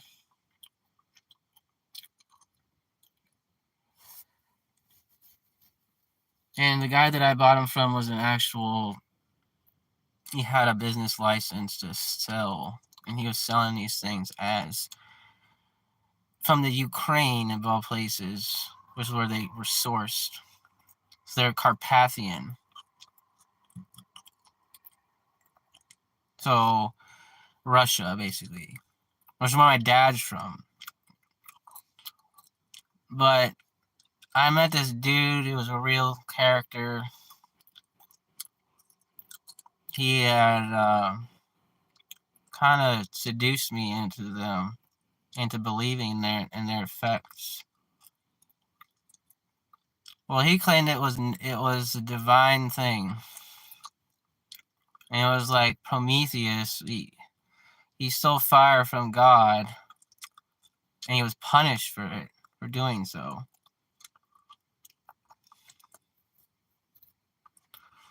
Which is what he was punished by. I don't remember what Zeus punished this guy for taking fire, and it was like ingesting fire, divine fire from nature. It was literally, I felt like I was on this fire that was an intense fire. That was it was celestial, like spiritual, like literally, like. And then my mind expanded, and then I started to like hallucinate, have these deliriums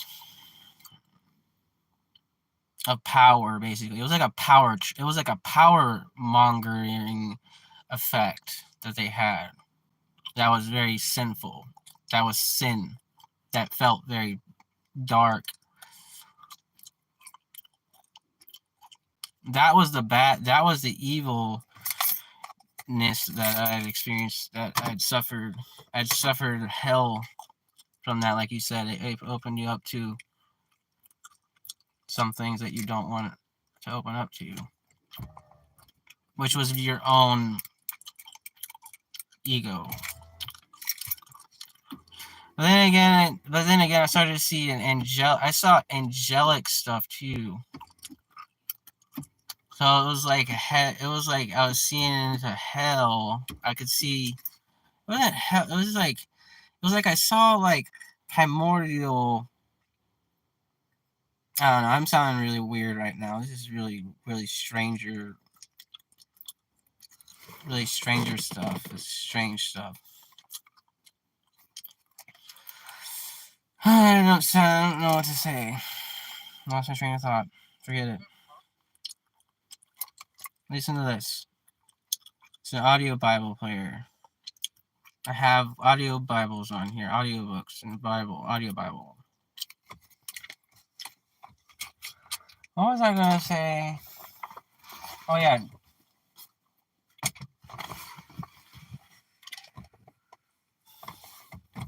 The management said, though you can see what it seems like the space station, but the people are definitely not in those, but you see acting in those videos.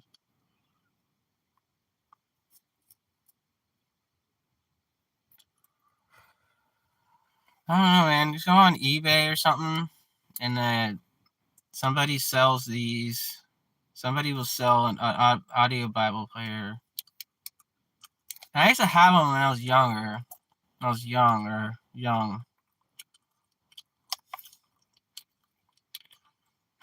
Like MP3 players, I would listen to them all the time, and audiobooks of Orthodox writings of saints. And I have a bunch of Orthodox writings of saints on my hard drive, my computer, which I used to collect a lot of. I collected a lot of writings over the years. Well, over a few years, over the time. Yeah, I could link them. I was actually trying to give them to people that wanted to listen to them. So my YouTube channel is loosely oriented towards. It's oriented towards audio recordings of books, which I find like Saint Dorotheos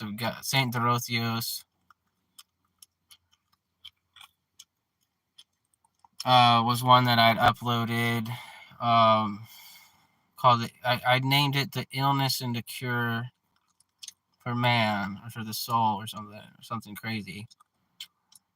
And he talked about humility or renunciation. No, he talked about humility is the cure. And he talked about the monastic life. I'm not seeing it.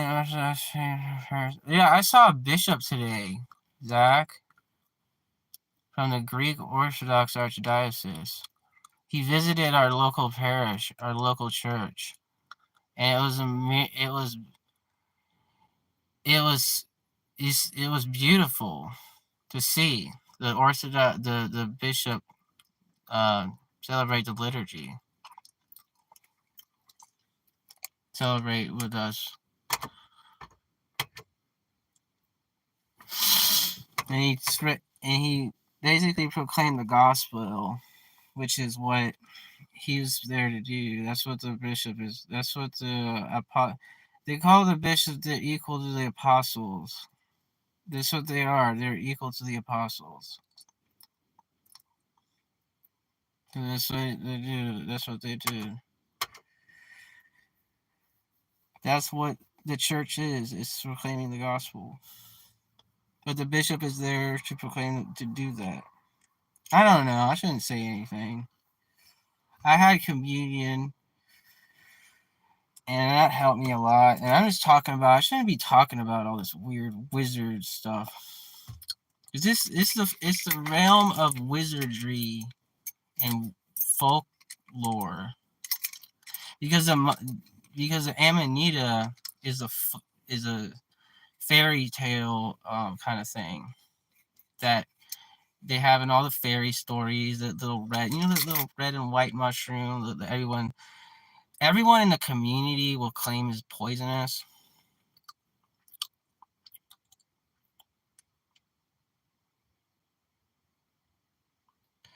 Damn, we're going into some weird territory here. I was talking about the Greek Orthodox, and now I'm talking about something else. Something totally something else. Something totally something.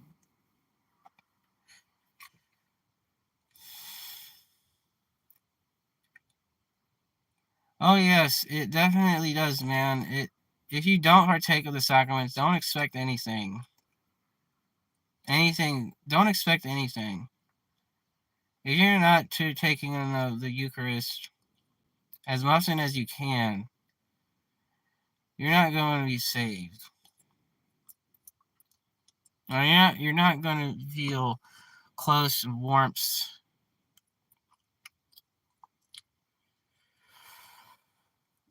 Because that's what it is. It's a coal. It's a fiery coal that you take into your very being. And it cleanses us. The more you do it, the more it cleanses you.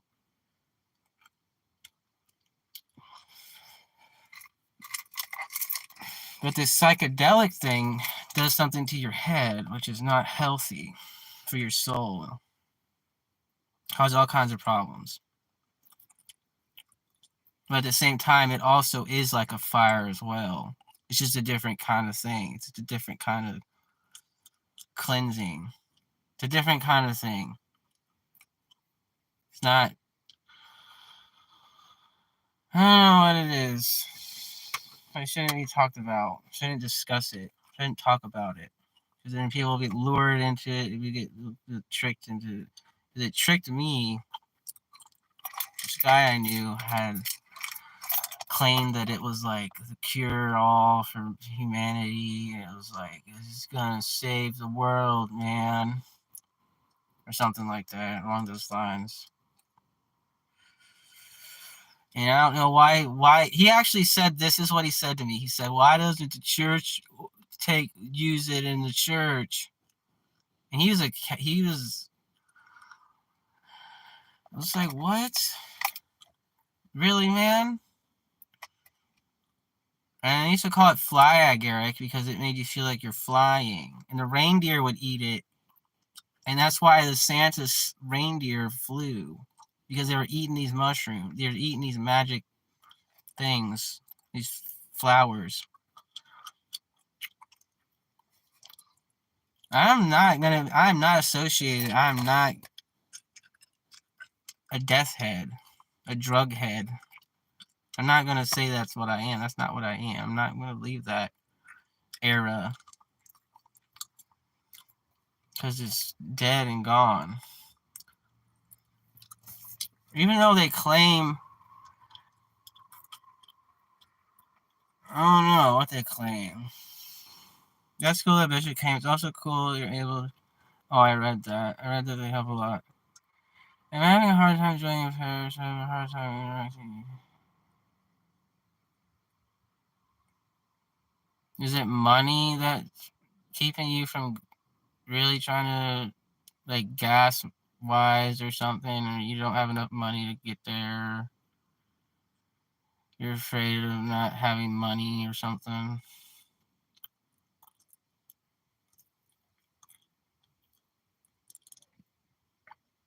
Just don't go there for the social part, man. Just go there because you.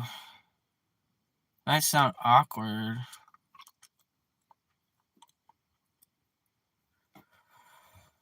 You're not going there to be some kind of vain display or something.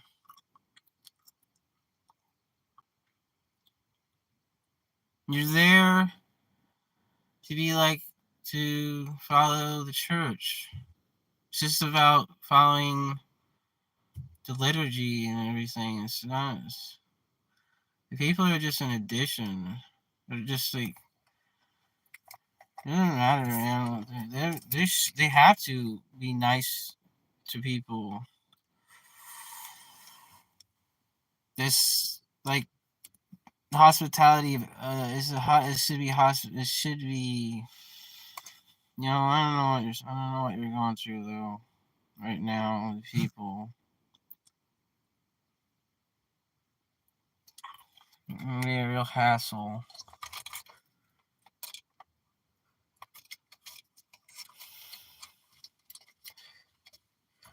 Maybe you feel like you're doing it for a wrong standing or something.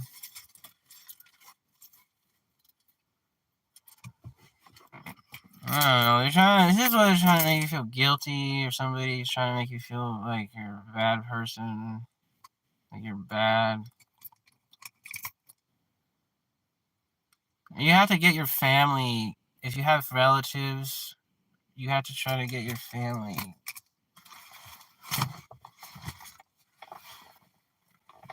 to support you and believe that you are meant to go to the church because it's in your blood. It's in your blood. Your family. You probably have relatives that were priests in your blood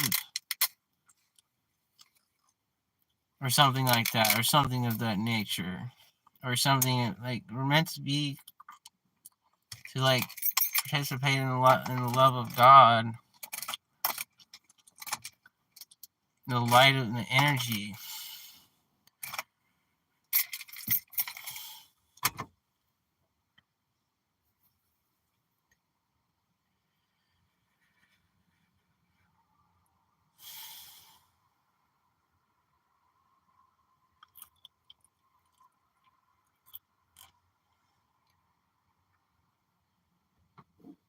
I think the teaching, yeah, I mean, the teaching is just,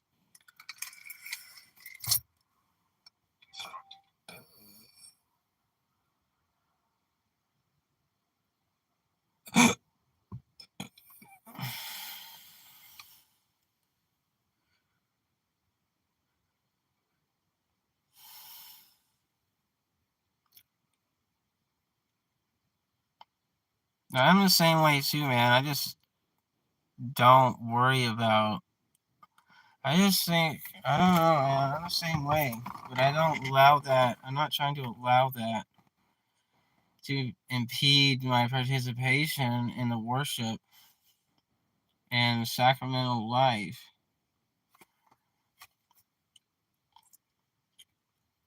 But what has to happen to you is, I don't know.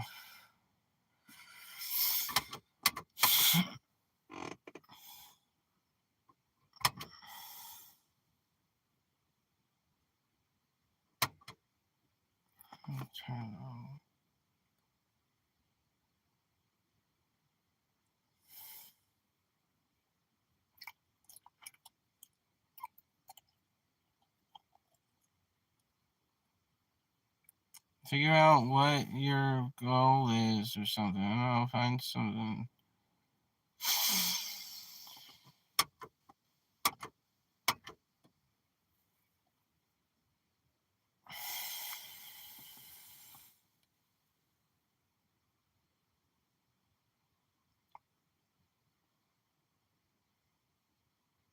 Read the Bible is all I gotta say. Read what Jesus said in the four Gospels.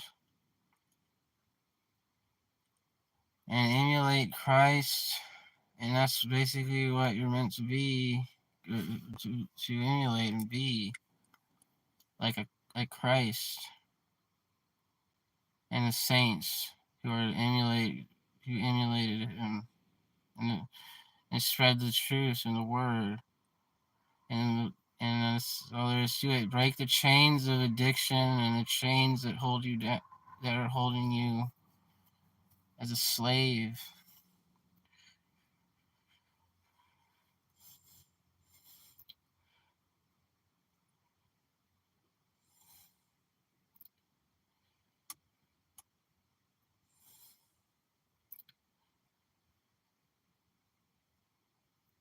Well, why don't you like anybody?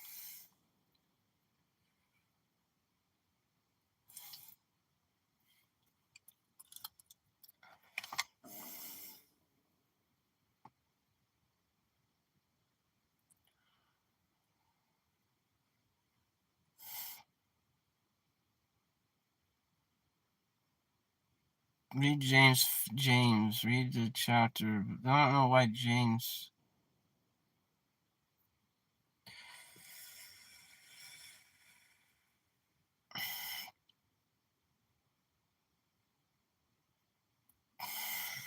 Maybe.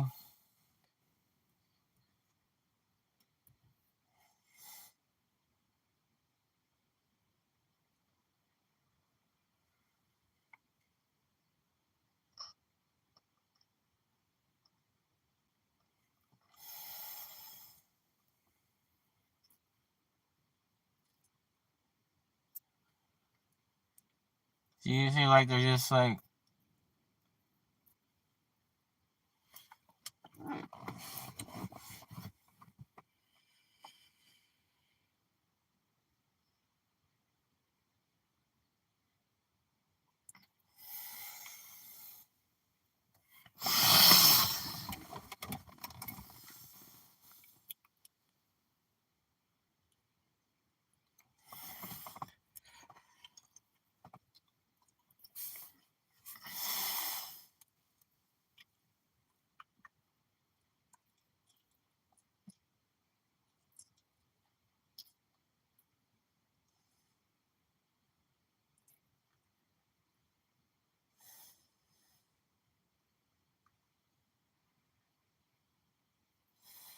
Oh, yeah.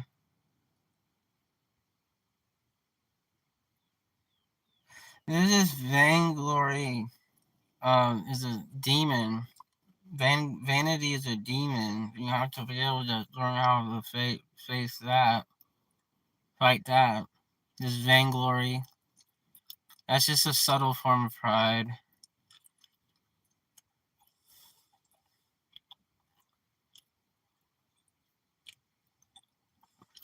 Or empty glory and vanity. Which is that the gospel should cure that. The Bible. The teachings of Jesus, he says different things in there. Different things that are taught about.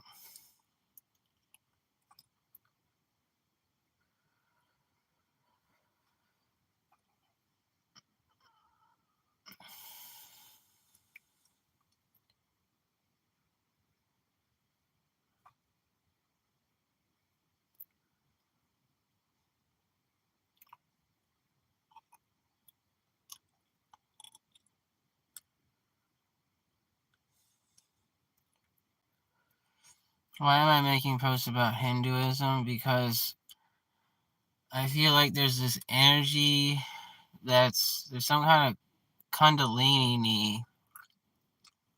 Something's making me, because of my mental disorder. I talk about it in this video. But if you would, I'm going to upload this video, and when you look at it,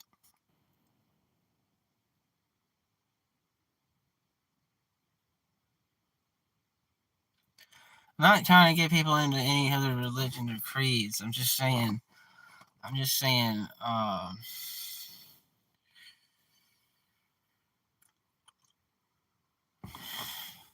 Let me turn.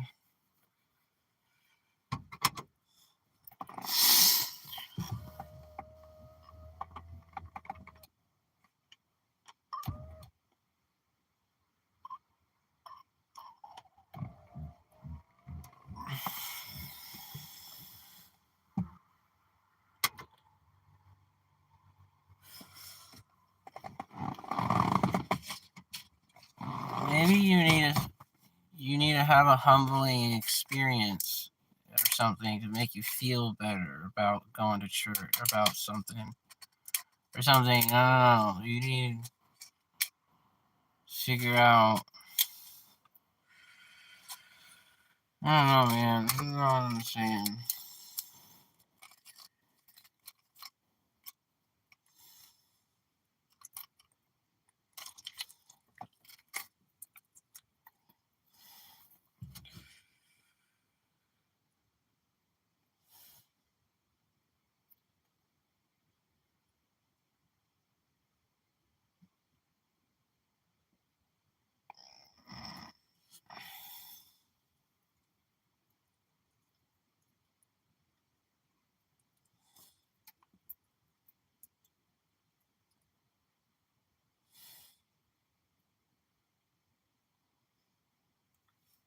Listen to a guy. His name is Orthodox Talks on YouTube. He's a priest, an arch priest monk. I can't remember his name. His father something. But he says that you shouldn't confess to priests that you don't feel trust, that you don't feel trusting. You shouldn't necessarily go to a church if you feel like the church, if you don't trust the priest there, if you don't have a trusting, it's all about trust. If you don't have trust, you don't have nothing there. You gotta trust people. Learn how to trust. But if you don't trust this person, don't do it. Don't because I got into an accident or well, anyways, I'm not gonna say anything.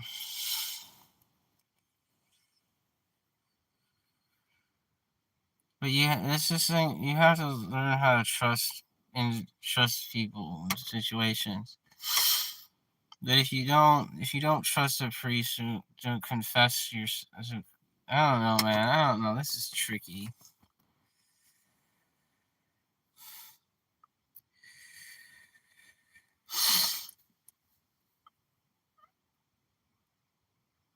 I'm gonna exit out here though. Nice talking to you guys. Good night.